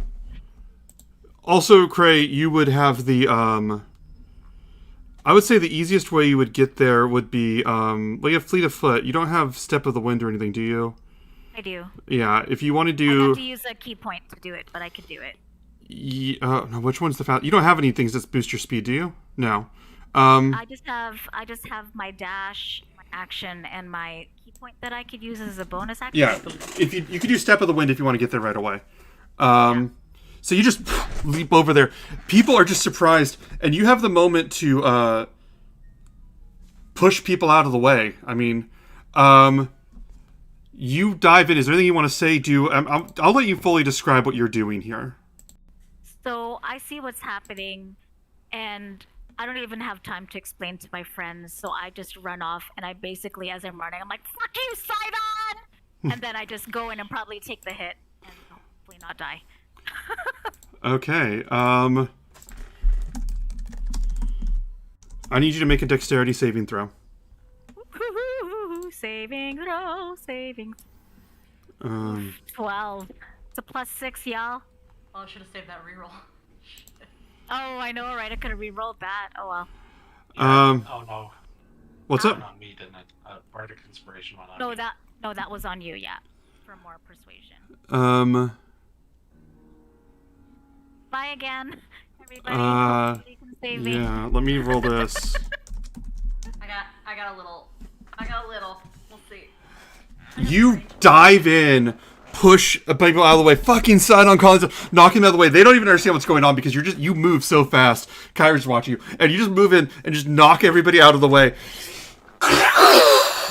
Lightning crashes almost. If people hadn't seen but a moment before what happened, would have sworn that the Titans were smiting Krarin specifically. As you feel all agony push through your body. And you take 28 lightning damage. Oh man, that's 1 point off. Okay, guys, I'm down. Can I, as I die, can I be like, Or as I go unconscious, I like double finger the Roll a eye? roll a Constitution saving throw. See if I can. Oh wait, that's -1. That's great. 8. At Should an should I roll initiative to see when my bonus action would happen? If I would react to that? no, you don't need to worry about that. You can react in bonus action right now. We're not doing rounds. You can go.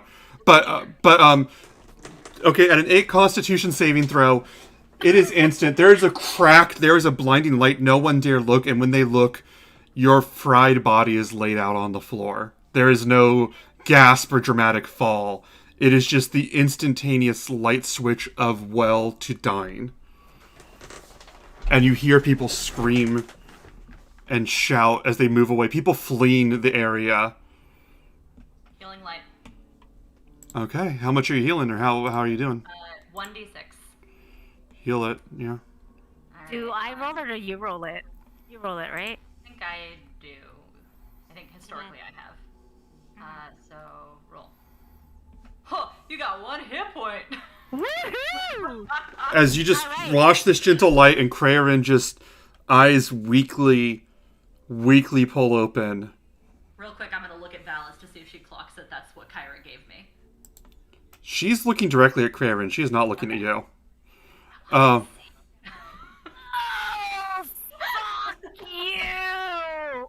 Can I jump down off of whatever pedestal I'm on Mhm. and give Krarin a hand up? Ah, ow, hot, ow, ow, hot, hot, hot, ah. I'm hot. You're not. Sorry. I mean, whatever. What was I gonna say? The Acostus walks in and just immediately begins talking to the few people standing around. He goes, "These are the heroes, and I called them to make this decision, and I called them for their consultation. As you can see, they have chosen to be leaders and to sacrifice themselves to protect all of you. I am glad that they are here, and I welcome them." And he looks at his guards and he nods towards them, and some of the guards come over to try and help up Krarin if he would accept it. And Acostus goes, "In time, we will hope that our faith in them is justified." And he looks at the 4 of you, and he looks at Krarin specifically and goes,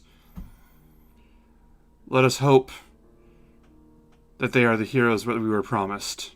This Krarin's just struggling to even stand right now. Am I seeing double of everybody?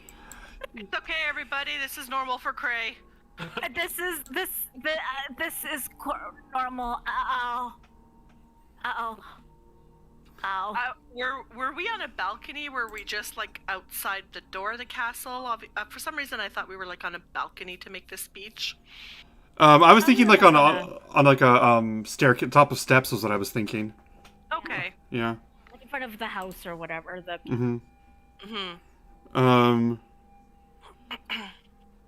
So you guys are, if you guys want to do anything, you can, but since we've made clear that the plan is to say this and then go on the way to the forge, I'm willing to fast forward to when you guys are back at the forge, or on the path to the forge, but that would be a day or so from now because of the travel and everything like that.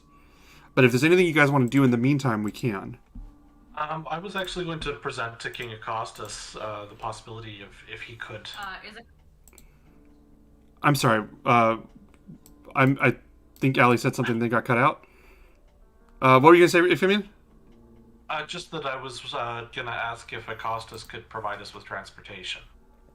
Acostus. Speed that up. Yeah, Acostus would have told you guys that you can ride the dragons back to Astoria, but that this is not a thing that he wants to do that often. He would make it very clear that this was possibly a one-time thing, only because he doesn't want his people to be seen as a sort of taxi service, in his own whatever words he would put that in. Dude owes us. He freaking dragon napped us. I think he needs to put us back where we were. I just got fried for his people. He deserves to do stuff for me.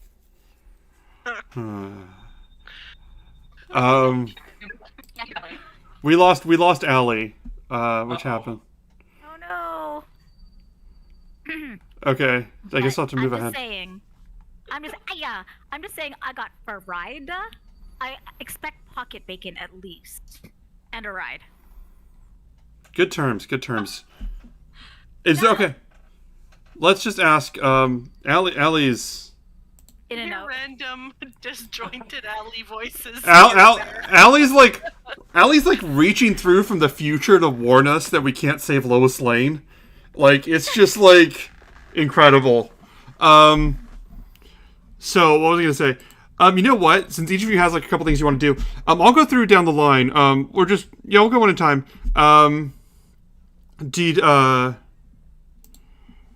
I'll ask each of you if there's anything you wanted to do in the prep before going there, and I'm just going to roll. Kiki, is there anything that you wanted to do in Mitros or presumably on the way to Astoria or anything? Well, the original plan was I wanted to replenish my stock of meat and go shopping, hopefully for a couple potions for this one. Kind of aiming towards Cray. Actually, you just see Cray do the smile. I rolled a 1d4 for you. Okay. I rolled a 1. Okay. Acostus will tell you that the majority of their resources are sent to tending to their own right now, and that he trusts the heroes of prophecy to be able to be as resourceful as he expects, but he can provide you this. Any sort of insight would tell you that while the cynicism is laced throughout that statement, there is a sincerity to, no, we need all the fucking healing potions. Our people are getting struck by lightning every day. He gives you 1 basic healing potion. He has no problem issuing you meats. And you have a king's bounty of fine meats if you want. Ooh, That is not difficult to acquire. Get some mutton. You get your own stuff.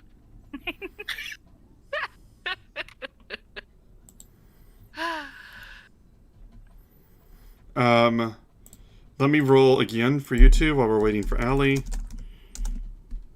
Euphemian, is there anything else you'd like to do? If I can, I'd like to just pop in at the academy. Okay. And just to check in with my superiors. Because I work in the library. I'm the badass librarian.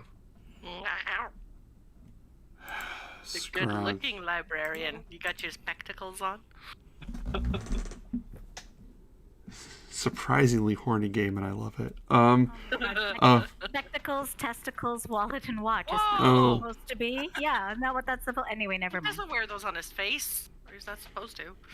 At the start of the campaign... Okay, anyway, so, you would find your way there. Is there, you meet the staff. Did you want to say anything to them? Because you would walk in, and you would see most of the university is closed right now. Closed for, weather. And, but there'd be one person there. I'm gonna roll purely luck.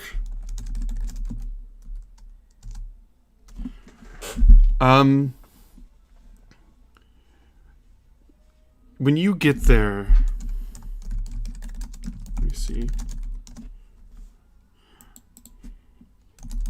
Let me pull up something for you. I love all the ominous music. And I love that it's actually playing now. I hope the audience can hear it because I figured that out finally. You find a woman working in the library, one of the only people there left, putting things away, organizing things a lot more than like you would expect in this instance. And she stands up and looks at you, and she, what was it?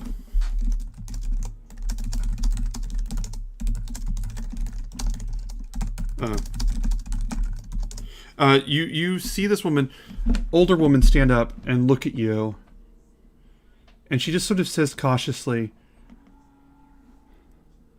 "We're closed right now. Roll a perception check."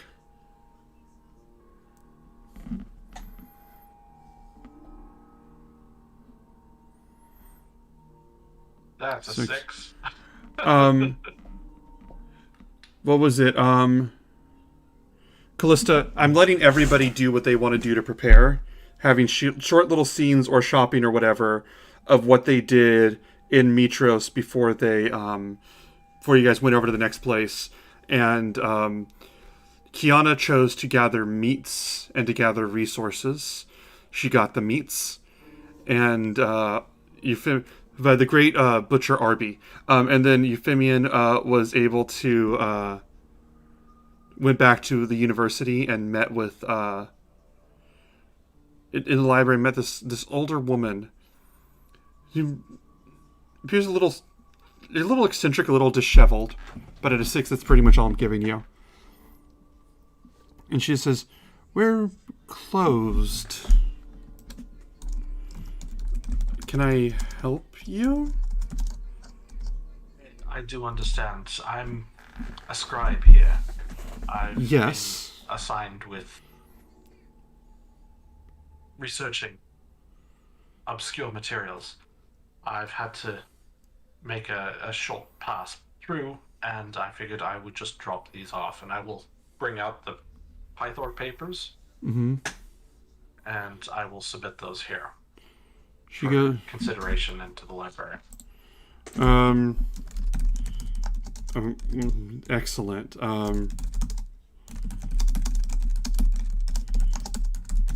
And she looks at you and goes, "Thank you. Are you doing all right, Euphemian?" And she says this. This was one of the ladies at the library, at the university, that you didn't speak to that much, but your name got around. You're a guy whose name is known. So you kind of look at her and it's like, she obviously knows you, and, what was it? She obviously knows you, but, like, you are, like, in that mode where you trying to remember her name. But yeah, you can say whatever you want right there. As well as can be expected, I suppose. It's been a varying little while. I'm sorry, I don't remember your name. Calliope. It's alright. It's alright. What was it? She says, "It's alright. You're busy. You're out seeing the world. How is that? Are you proud of your adventures?"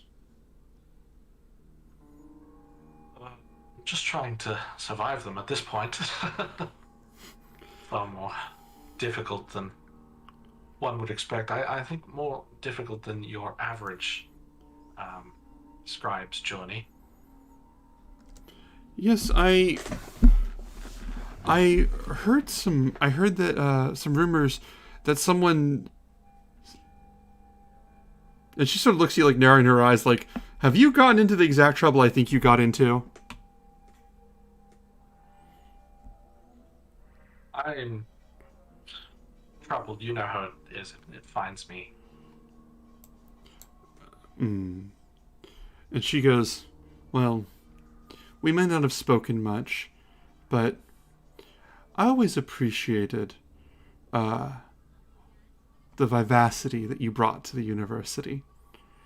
I hope that you continue to find joy out there. I am." And she reaches and she on the table she has a small, like, almost like picnic meal, and she pulls out this cookie, and she sets it offers it to you. She goes, "Do you want it?" I wasn't going to well, I was going to, I shouldn't, but it's not often that we get to see someone, especially in these circumstances.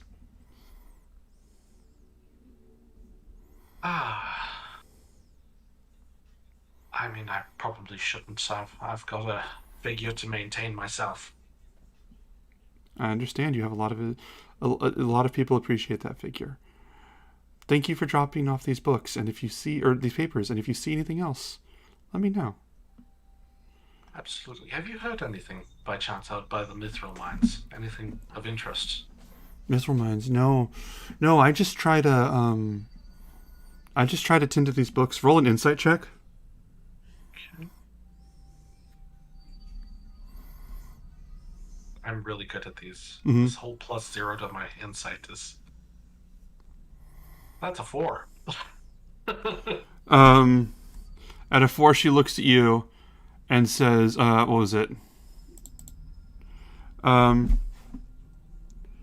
was it? She looks at you and goes, well, someone has to tend to all of this, and every time there's a storm or chaos or some sort of rigmarole, the books get disorganized, and there's always an order not to tend to it and to put your safety first, but really, what use is any one person's safety if we're not preserving the knowledge for future generations and keeping it well organized? So I have to tend to that. To be fair, keeping within the 4 walls is certainly probably one of the best ideas at the moment anyways, so I would imagine this old place can handle a lightning strike significantly better than your average.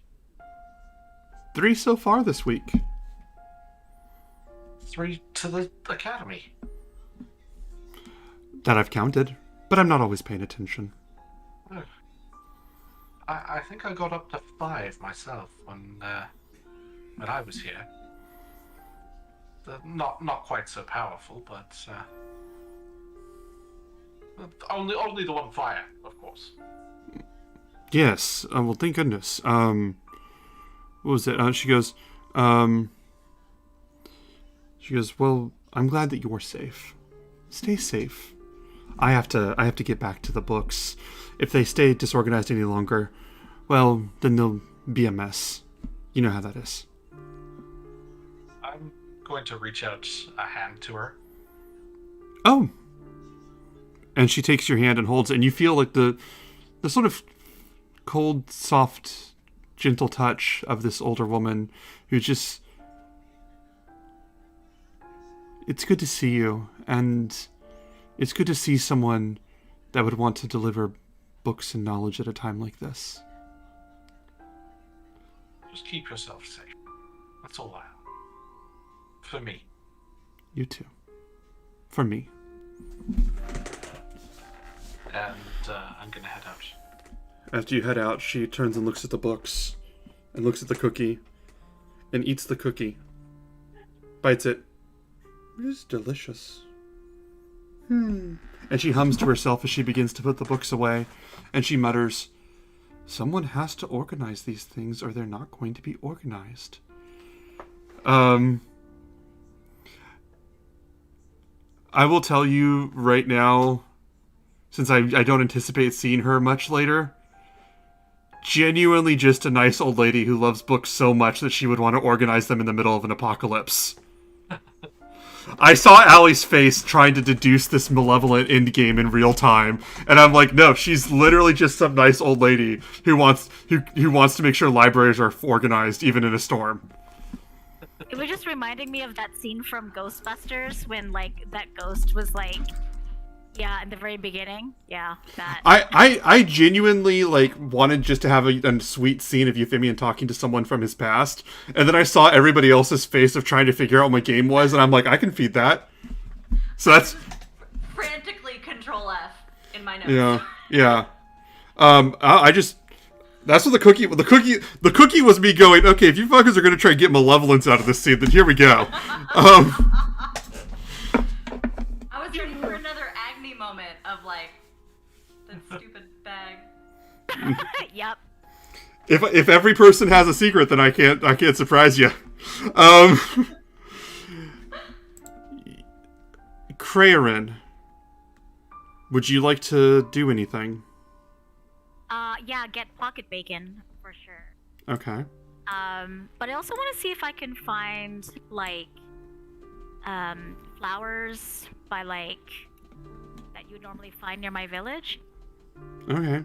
You would know exactly where to find them. Yeah, that would be easy enough to find.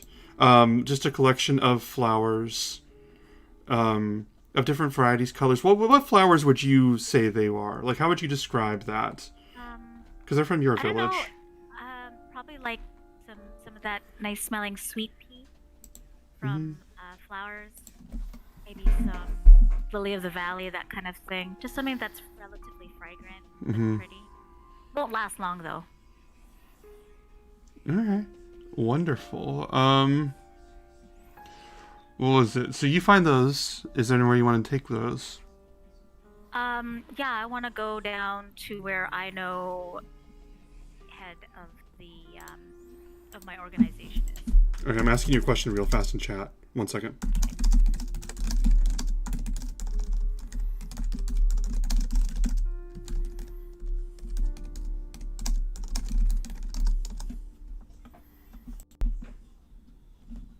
Oh, Any answer's fine.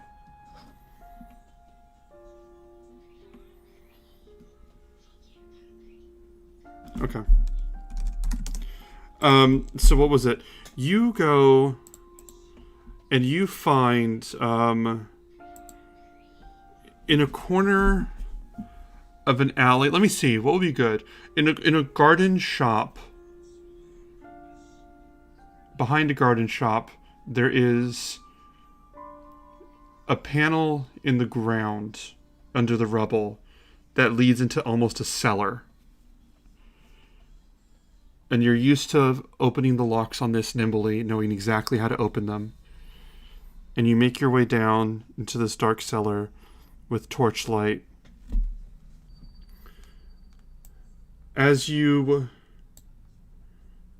walk in, you hear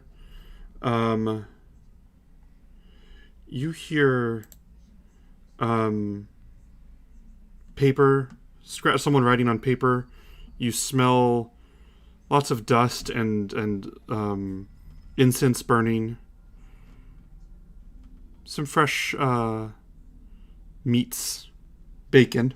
You smell bacon, freshly cooked. And I appreciate it a lot. And when you walk in, you see around the room maps and papers and notes and maps of the city, maps of the palace, and lists of names. And you see knives and you see blades and various tools scattered around. And at the table, there's a woman. At the far table across the room, there's a woman in a pure white robe whose body is hidden, writing and making plans. Are you entering stealthily or openly? Well, she's still top of her game. I'm gonna go in stealthily. Okay. Give me 1 second. Give me just one moment. Because I like you, and I like the way you're thinking about this.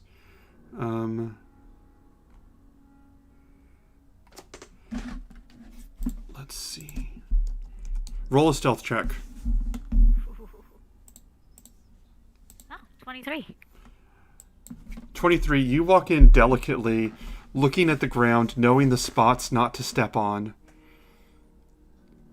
and avoiding anything that can make a sound. Deftly, almost complete silence in your own movements as you move across the room. Your action. She does not notice you. How close am I to her? Like right behind her? Or? You can be if you want to be. You've rolled way higher than what she's got. So once I get behind her, I'm gonna be like, gotcha, and then thrust the flowers at her. You thrust the flowers, and she stops and she turns and looks at you. And you see, the face of this black woman under this white robe, and she looks, her face rough and worn, but you can clearly see beautiful at a point. And she looks at the flowers and goes, "You're improving, Cray. That was very good." And she takes the flowers. "You haven't told anyone that I like these, have you?" I can keep secrets. "You can." And she sets them on the table. Continues making notes. "Have you been well?" Been gone. My life is still shit, but now I know why, so that's cool, I guess. Wait, why is it terrible? We don't have time for that. Listen, I need to go and, I have some errands to run, and I can't get my hands on any health potions. You don't have anything nearby, do you? One second. And, she looks and she goes, and she looks around, and I rolled a 1d4 as well. And she says, "Times are difficult. The people that pay attention to whispers and rumors know what's going on. In the palace, they know what's going on. Valis has made an effort to find us." Smart for that, I know you. Second.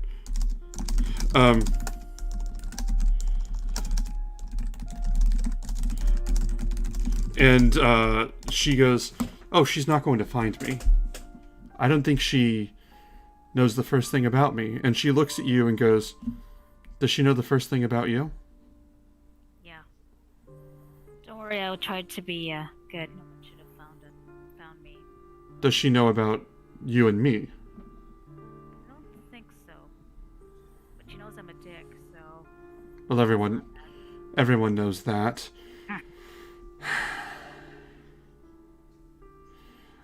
Dear nephew, what I'm trying to say is that the times have gotten a little bit more complicated here. And I've had to become a little bit more pragmatic, which means being a little less,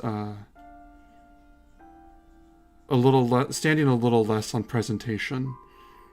So if we're truly going to be honest with each other, which we need to be here. And she pulls back the hood of her robe, and you see around her hair slithering and turning. And she looks at you and goes, "I tend not to show this, but I think that if the rumors are true, you deserve to know everything. And besides, you've kept secrets long enough." Yeah. And she goes,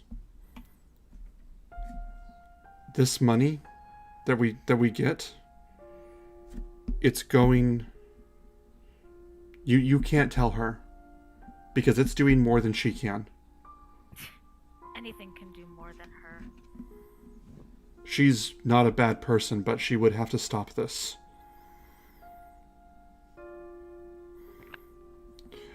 And she takes out, and she goes over to these cabinets, pulls them open, and goes, "If she finds out who you are, you're going to be the loose thread." I know. I've always known that. She opens the cabinet doors, grabs a couple bottles, and then reaches over and grabs a bag with the label on it. And she hands the bottles to you. She goes, "I can spare 3. Oh my, you have no idea how much it's gonna help. No, I've worked with you. I know completely." When we have time, we'll go talk about all this later, but, I'm just trying to help. And she hands the bag of coins to you, and she goes, "Not for you. Take it to the temple. Tell them to buy food for anybody that comes in." I know. "I never saw you. But if the rumors were..." Did you ever hear from anybody? Mom, Dad? I would tell you. I don't like that you're asking. They probably don't care or whatever, but, tell them I don't give a shit. Like normal, Gotta keep them safe. I'm always confused about how much you do care. People that don't care don't find themselves having to explain that a lot. I learn from the best, don't I? You stay safe. I don't want lightning to strike you. It hurts. I know. If one god out there or titan knows who I am, then I have failed. And I haven't failed yet. I should know. They were probably watching me. They absolutely were. Where's your safe house? She puts the robe back on. She goes, I trust you, but Valis is stepping things up. I won't be here the next time you come back. Understood. I take her hand and I kiss it, and whether she likes it or not, I'm gonna give her a bit of a hug, but really brief, like a man hug. You give her a hug, and she sort of tenses up. She goes, I don't... Okay. It's just a man hug. It's all right. Pat, pat. Okay, cool. We're good. I don't do this kind of thing. It's just, I don't know where you're picking this up. I do. Sucks. Anyway, if there are people that are convincing you to do that, watch out for them. Or something. You watch for yourself. I'm gonna go Anne. You don't mind if I call you Mel? I know you hate Mel, but I'm gonna call it you Mel anyway, just because. You know what? Never mind. I don't even know your name. We'll just. You and I don't know each other. No, we don't. But if the rumors were true, I'd be very impressed by you. Please leave. Off I go. I don't even say anything. I just leave. Mm-hmm. As you leave, as soon as you're gone, she just sighs and just... Thanks, Auntie. And just begins to, close his books and just immediately begins to shut down this hideout, completely burn it out. In her mind, the odds that you were tracked are more than 1%, and that's too much. So she's just completely shutting this whole place down. Callista, is there anything that you want to go see while you're here? Yeah, we can burn it out pretty quickly, but what I'd like to do is put on a disguise with my disguise kit, because I don't think I have a spell to do it. That's correct, I don't. So I'll have to use my kit. Okay. And then I want to go out on the town, find a bar in the middle of the hustle bustle of the city. Oh, the hustle and the bustle. This is great. And the bustle. And I want to sit down, play some cards, and grab some intel. I'm gonna have you. Here's what we're gonna do.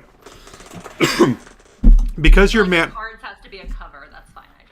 No, that's fine. What I'm gonna do is since your makeup is being applied manually, don't roll this now. I'm telling you how it's gonna work. Roll a performance check. How well you do on your performance check is going to influence the investigation check you make afterwards. All right, so go ahead with that.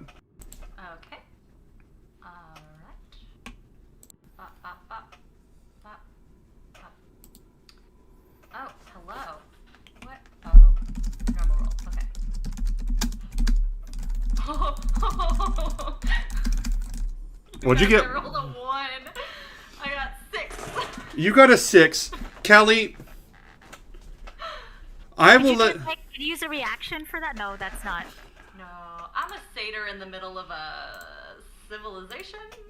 This city would have more of the different races than Astoria would. Oh, then So I was that- just on a stage, right? Yeah, you were just on a stage. And so, you very loudly you and Euphemia and everybody just made a huge point of making sure everybody knows your name. So, you come in with, the best makeup, your best work. Honestly, it's a godspell how great you are. You are fantastic. And then you step in and they're like, hey, aren't you that one? Just immediately.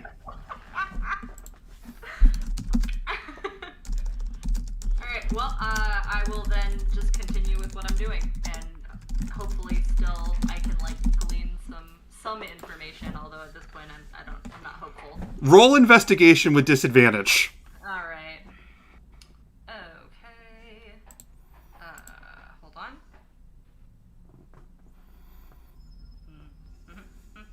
I'm just gonna do it twice because I don't know. I love Callie just showing up in like those big glasses and fake mustache. Hello, I am not Callista. I am Melista. Oh, Melista. So you get a 7 and an 18. Oh my god, Melista is the best name ever. Okay, so Melista, that's your new disguise name. So Melista comes in. What kind of information are you looking for? I kind of want to get a feel for how effective the king was at making it look like it was our fault versus like what's happening is our fault versus how much they were able to pick up on the fact that like Euphemian was kind of driving home that like there was no right choice, like kind of sentiment towards us versus across us kind of.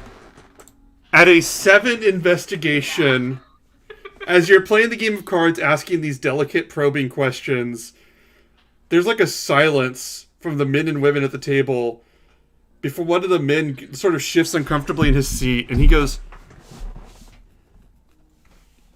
your friend just told us all that we need to hunker down for a week while our family and friends are getting struck by an angry titan. Did you, and he looks at the woman across the table and goes, did you come here to ask us if we like you for that? Did you? I mean, no.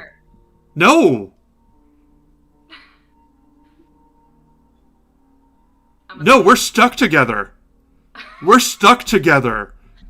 You talk to your leader guy, and he's just like, as you're leaving, he's just like, talk to the leader who said that. Why would you come in here, and shouldn't you be preparing for it for your quest? How did you came to play cards and ask if we like you? Like, it's just going for like, as you're like leaving. How many times have you been hit by lightning? Because I've been hit by lightning once now, and it's not fun, and I understand, but also you can just stay inside for a week. I have to go out into the danger. As you leave, you just... What an asshole. Yeah, that's fair. That was a good try, Cal. That was a good try. I just gotta say. I just totally have... Record, I have a +5 to performance checks. Yeah. That should not have happened. Just total... I've been watching a lot of Scrubs lately. Just total Dr. Cox railing. Are you asking? What are you doing here? Alright, that's my downtime. I'm sorry, you got under a 10 on both of those, and one of those is a crit fail. I don't know what I can give you. So... No, that's so fair, honestly. Let's go. Nothing ventured, nothing gained. You guys meet up again. Hit by lightning while I was outside. Please No. don't hit me with lightning. I really regret asking. I wanted to say that after you said that, just playing into how bad this was, after you like talked about how I got hit by lightning, so I understand it now. Like, he just like leans up on the table with like his freshly bandaged stump of an arm, and he's like, "What an asshole."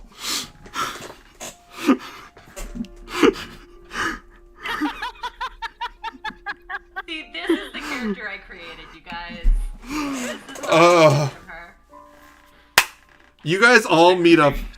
7 feet. 8 feet. Oh, We're going all the way through. In case you absolutely. didn't know, that's basically what our chat's all about, on how awful things went today, and that was awesome. This is why I don't roll digital dice. I feel pretty good about how everything came out. He got a cookie. He got a cookie. Okay. He turned it down. Yeah. Yeah, but his failure was that he did not eat a cookie. He, like, didn't get ripped ripped apart by an angry mob.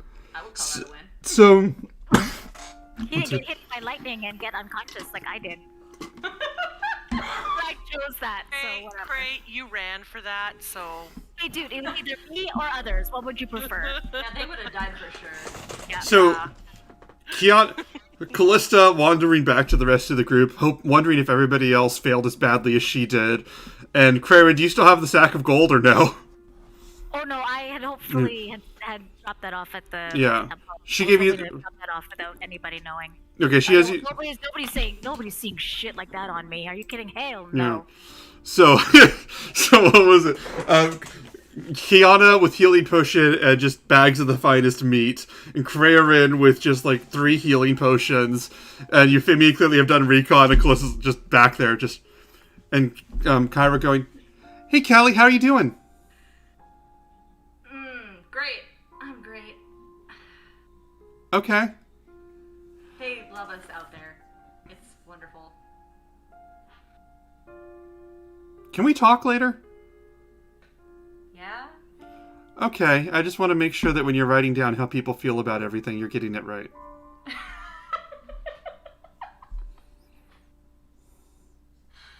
Oh, man. So what are we gonna do? Kick a girl when she's down. Alright. Sold my writing. Okay.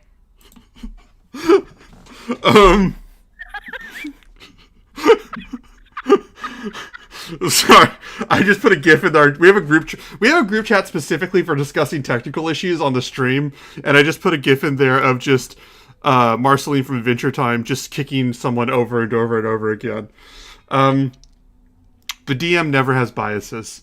What do you guys want to do? Well, what time of the day is it right now? I would say it's late afternoon, but the storm clouds are kind of making it indistinguishable from one thing or another. Everything just sort of has like a dark red glow over it. Oh, okay. So like when there's forest fires, gotcha. Or Valaki. Or Valaki. Oh, Valaki.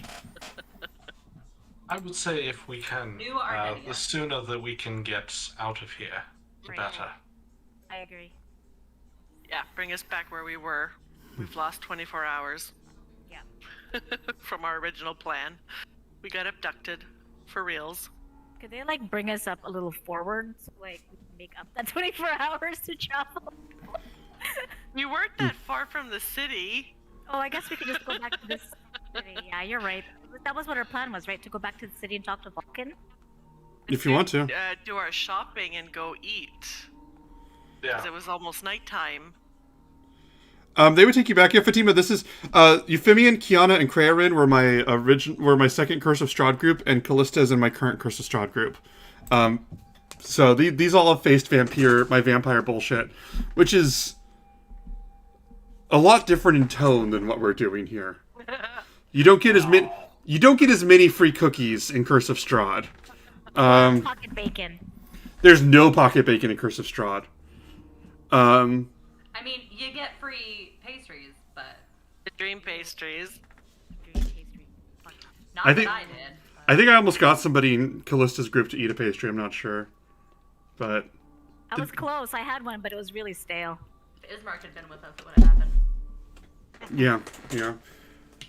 You all, I will just fast forward, and we're gonna do like a fade to black. Come back, the new dragon lords, having dropped you guys off at the entrance to Astoria. Is that fair? Is that a fair skip ahead? All right. Yeah, you guys have complete full agency of your narrative once more.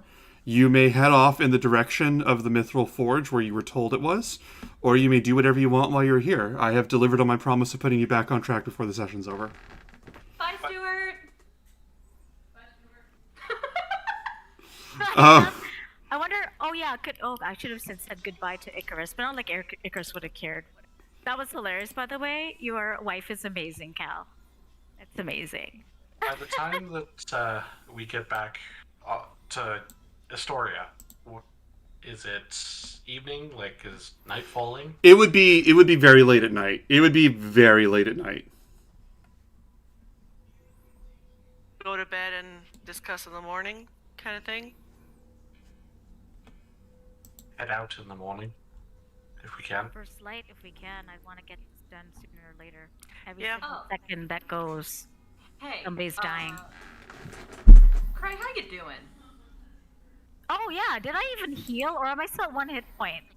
You're fucked up. You were hit. At some point in there, I'm willing to check off a few of my first level cure wounds. What I'm Feel up a little, but if we're gonna sleep. What I'm gonna say though, I just want to say for the record that you saw your aunt while you were freshly struck by lightning, and that did not phase her.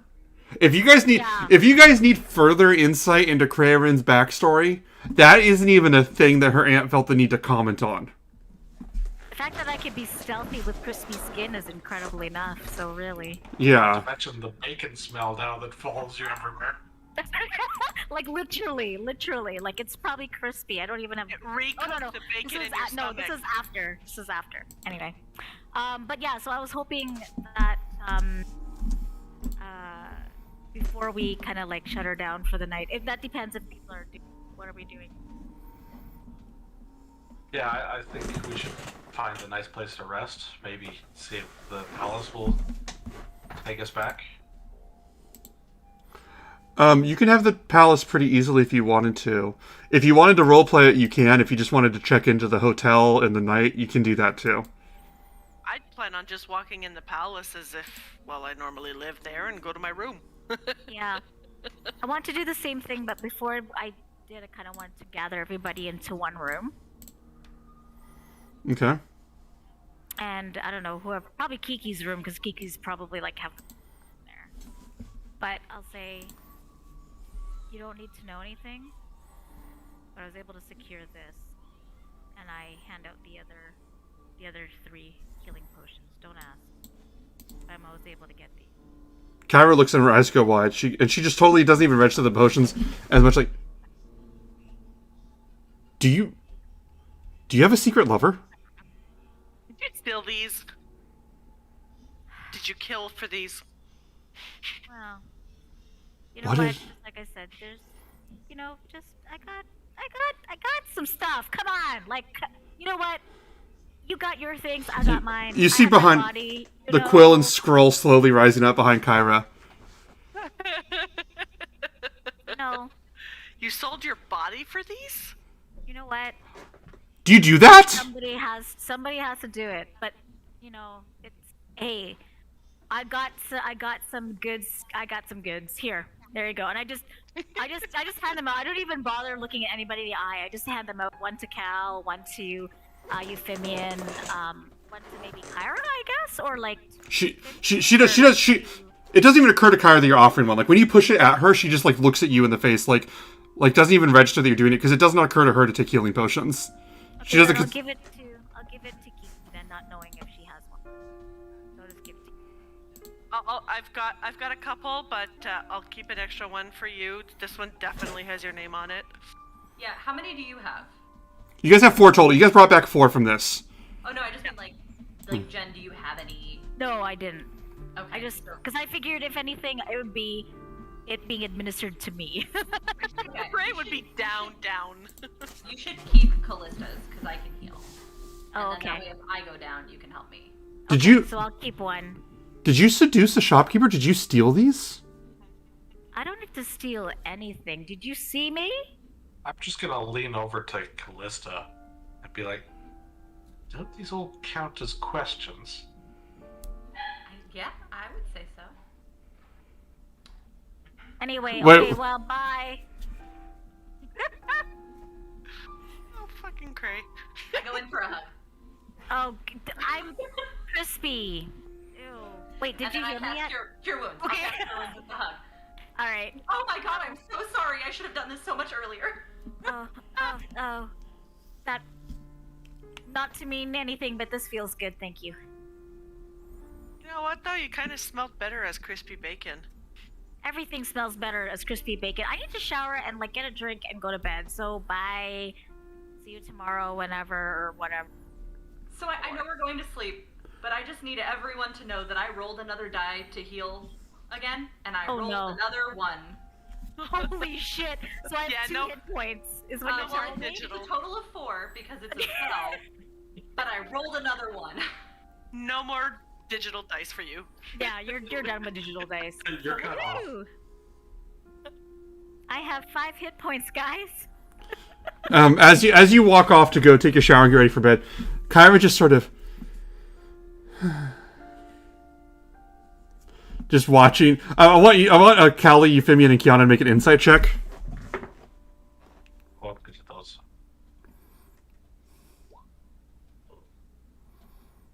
Kiki got an Wow. 18. Oh, Callista 20. got a 20. And I got I mean, good. you rolled a higher number than I did, though, so you can be excited about that. Euphemian, what did you get? 8. Okay, I would say Kiki and Callista are watching Kyra watch this incredibly nimble, athletic hero who just used his speed to selflessly protect people, and then came back with a mysterious backstory, side story, anecdote that she doesn't know, and she's just like, Kyra's just like, watching this guy, in her mind, watching this guy, like, put on his leather jacket and motorcycle out of the scene is kind of like Kyra's reaction to this, like, thing. And she's like, okay, so I guess we gotta get ready. I'm like the James Dean of, like, this Greek Odyssey is what you're telling me. And Kyra's reaction right now, like, Kyra, I mean, I have established it very well in advance earlier that Kyra finds athletics and speed literally attractive, and you used it to help people, and then came back with mysterious backstory she has to learn later. Like, this is bells for Kyra. Can we talk about the fact that Cray is the manifestation of the, like, so I heard you like bad boys, I'm bad at everything. Yes! Like, 100%. Yeah, living is one of them I'm really bad at, too. God, that's so perfect. What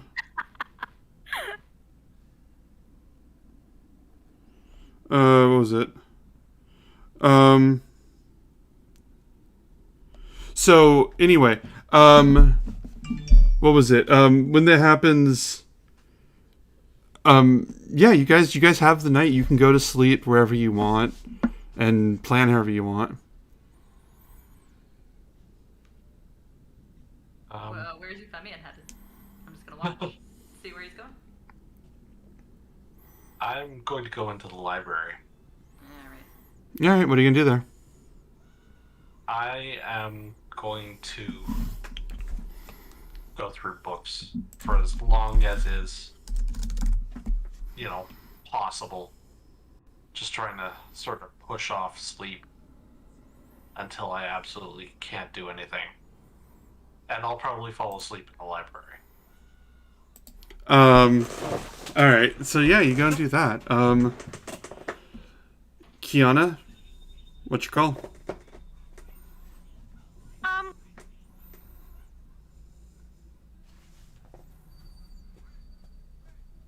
I want to look for Pythor, or I just want to go to bed.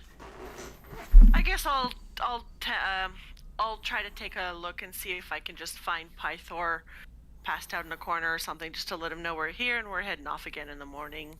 Kind of give him a brief, sort of little update. You see Pythor, and he is just up, very groggy, like out of it and exhausted. And he's got like this huge, like massive turkey leg. Like, how can a turkey leg be that big, half eaten in his hand? And he just looks up at you, bleary-eyed, and he goes, "Oh, you're doing okay?" Yeah, I kind of got kidnapped by some dragons, brought over to Mitros to try and defeat Sidon. Huh. Yeah, So why didn't Valis call out to us? I don't know. I think her husband Custis wanted to put us on the spot and not give us a choice. We basically told him to sit back and wait. We had other shit to do first. Although this other shit we have to do probably will help us get rid of Sidon. She doesn't let me talk to him that much, but I kind of get the feeling he's an ass. Oh, he's such an ass. Good. Kiana, Do you have any idea how hard it is to fall asleep sober? No, I have no problems with it. Huh. The more you practice, you get better at it. And he just, like, completely unaware that he's not breaking eye contact, just looks at you and just takes this big bite of turkey leg and just... Huh. Yeah, you got some hanging there.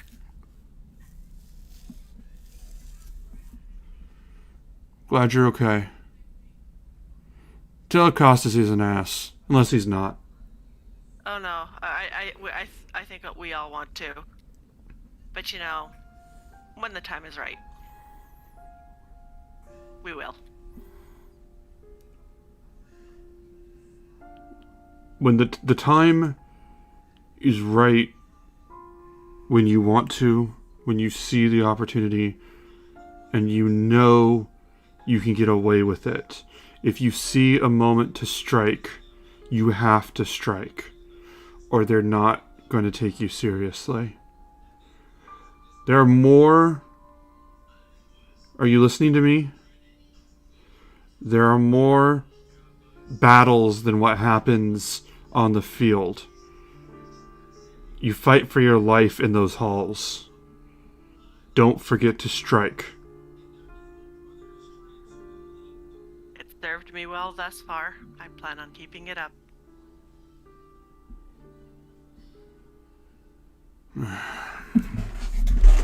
And he sort of leans back and takes another bite of his turkey. Almost like forgets that you're there. Don't forget, one less glass of wine than usual. Slow and steady. Practice that sleeping sober. I was supposed to do this gradually? Well, I mean, you can't do it all at once. And he just gets up and storms past you and just storms down the hall. What a freaking family! Oh, I'll make It's my way to my withdrawal room. syndrome. I don't like shouting, but Trying. I don't like shouting, but I really felt like that was the only possible reaction there. Yep. I'm gonna flip a coin for the last two. Krarin, what do you want to do? I just like left and was like, okay, well, I'm tired and sleepy and I'm hurt. I'm just gonna find a random room and hopefully not interrupt people like I did last time. So yeah.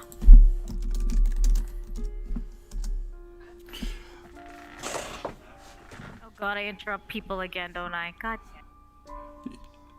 You roll perception with disadvantage. God damn it.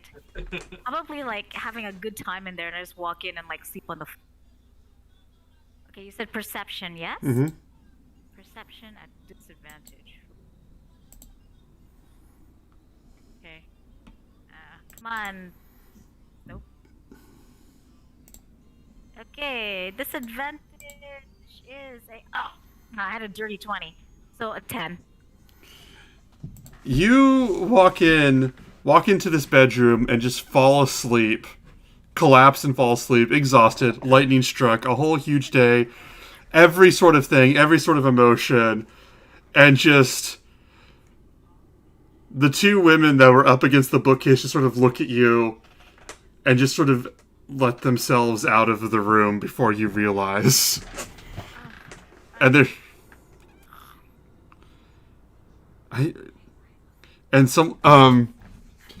one of them goes, yeah, he's supposed to be one of the heroes or something. I think we're supposed to give him space. And one goes, he's kind of cute if you want to ask him to come along with us. She goes, no, did you smell him? Let's just go. Oh, am I asleep now at this point? Yeah. Oh, yeah. Okay, good. Because I was like, Who doesn't love the smell of bacon? Come on. hey, when it's like a human bacon, probably not so well. That would have been a threesome for Elvis Euphemian. bacon, come on. That would have been a threesome for Euphemian, but for Kramer, it's just like so uncomfortable. So anyway, Callista, what would you like to do? Well, you knew it was coming, Mm-hmm. so I would like to go find Honora. Oh, okay. Maybe you didn't know it was coming. I didn't. You go, and yeah, you would find Honora. She's definitely in her room. If you knock on the door, she would just tell you, enter. And when you open the door, you says, hey. She bolts like she's being attacked, and she's with one hand she's reading this book. She's in bed, like in a nightgown, like reading this book by candlelight, and she just like looks at you and goes, hello. Welcome back. Is everything okay? Go in for a hug. She pulls her other hand out from under the sheet and just and make a perception check real fast. Yeah. You know. Yeah, how do I do that? I don't remember. Are you reading smut? Oh, I hope this is my. 4. Almost a 20. Callista never quite registers that Honora just calmly set the knife back in its place, and it just You best. and just lays the book down on her chest and goes, yes, oh, okay, and just holds you, just What you reading? historical documents of the 100 years leading up to the war. What is there something? Did you want to borrow it? No, not at all. I just wanted to let you know that we're here and say hi, and I'm glad you're still around. And I don't know if you were like gonna like take a tour, but like I think Kiki's around, but then also like Euphemian went to the library, so I just thought you might want to know that that's where he is. And I'm gonna go to bed, but I just wanted to like check in and like see how you were doing. I'm well. Don't be concerned by the smell of bacon. That's cray. Oh, yeah. Are you seriously gonna steal more of her panties? Are Does you? she leave me alone in her room? Because if she does, No, Honora's just here watching you right now. She's not leaving you alone. You had that whole long monologue, and she just goes, "I'm well." Roll an insight check. It's gonna be a very difficult one. I don't know if I even need it. She's mad at me. Oh, you guys! I rolled a 3, so we got 8 total. Her eyes are sort of like like you can see in her eyes that she's processing something about what you said, but you can't really tell what. And she just goes, "I'm well," and just looks at you. I could have another copy made for you or ordered for you if you'd like. Of the historical documents. I'm gonna look at her bookshelves. I'm just gonna do you have any poetry maybe? Like if you wanted to loan me something, I have some epic poetry if you'd like to borrow some of that. I would love to borrow some epic poetry. Okay. And she sets her book down and stands up and walks over and looks, and there's a shelf of different poems, and she just grabs, slides one off. Y'all, I'm so tempted right now. I'm so tempted. And she just looks, and she turns this book and holds it over and hands it to you and she goes, it's rather long, but I think that you'll enjoy it. It seems that you would enjoy the storytelling within. Cool. Is there anything else that I can help you with? No, I just wanted to say hi. Because Hello. it's been a minute, and I was here. Good evening. Hi. Why? I mean, you said hello again, though.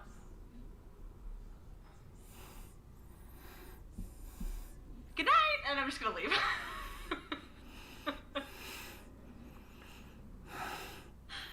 Y'all, my charisma is 17. And she just walks over when you're gone, and you just hear the clicking of the lock on the door. I just check in on Euphemian before I go to bed, and I just give him a thumbs up.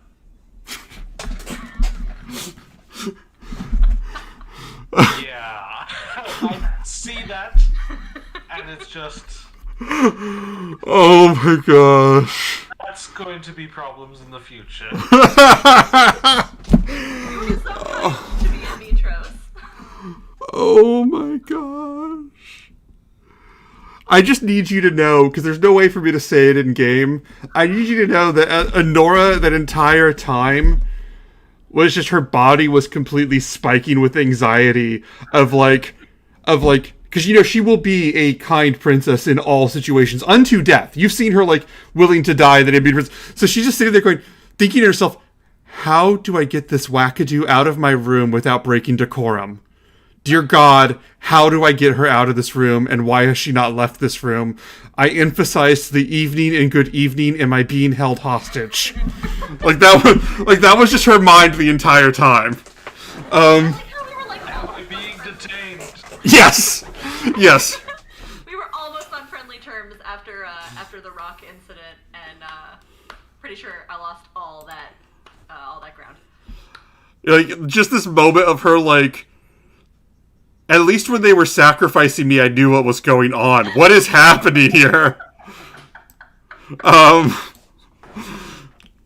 You guys, so you, Callista, you go to bed? Yeah. I'm gonna like try to find either like now that I know Euphemian's just like in the library, I'm gonna try to find Cray or Kiki and like or Kyra and just like find somebody I know and then try to figure out where to sleep based on what they tell me. All right, let me Whose name starts with a K. Yeah. let me roll a 1d3 to see who you find. You find Kiana. Excellent. Hey Kiki, real quick, just where's the best place for me to crash? I would hate to like walk in on someone. That would be so awkward. Did You're- you like sleep in a corner last time? Did I? I don't recall. I mean, you should be able to use your room, but if you don't have a room, you're you didn't sleep. You I Did think you I not? thought we like shared. I have a room here. I mean, I would assume so, but you're welcome to share mine if you want. Does this mean that Cray also has a room? Around the corner down the hall, because the voices echo, the two women are like pressed up against the wall, and one of them just looks at them and goes, he had his own room? Shh, and just rooms in and kisses her some more. And they just resume passionately embracing. It's like, continue. I'll go find my room and sleep there. Okay, She's right. you find your room, you find your room when you climb into bed. You just hear from the other side of the bed, Kairos go, oh, okay, good night. And that is where we will end this session. That is fantastic. So, just for my understanding, do I have a room or did I just go into Kyra's room? Roll an insight check. We'll close it out like that. I've been rolling great, you guys. I literally don't remember where you slept. I thought you just found a corner, or maybe that was me. Too. I thought that was Cray. I don't know, I probably wrote it down. I have 14. This is definitely your room. Okay, excellent. I feel better about that. Thank you all for attending this stream. This was Thank you, everybody. one of the weirder episodes, but I loved it. This was such a chaos energy. It's because we had a break. If you don't have a break, it calms down. But this is chaos energy when we don't get together. All this silly built up like steam in a teapot. It just. Oh yeah, yeah, 100%. You guys are fantastic. Thank you. Fatima on Facebook said you guys are great. I don't know if you guys seen the comment. Thank you. If you guys give us a follow, that would on Twitch, that would help. We're trying to do things, I don't know if we'll be here next week because our schedules are weird. We'll keep you posted. We'll post on Facebook. We're gonna do what we can there. Thank you all for watching. This group is you all beautiful, wonderful people. I guess that's it. You guys all have a great night. And everybody. He already got be kind, so just don't kill each other. Okay.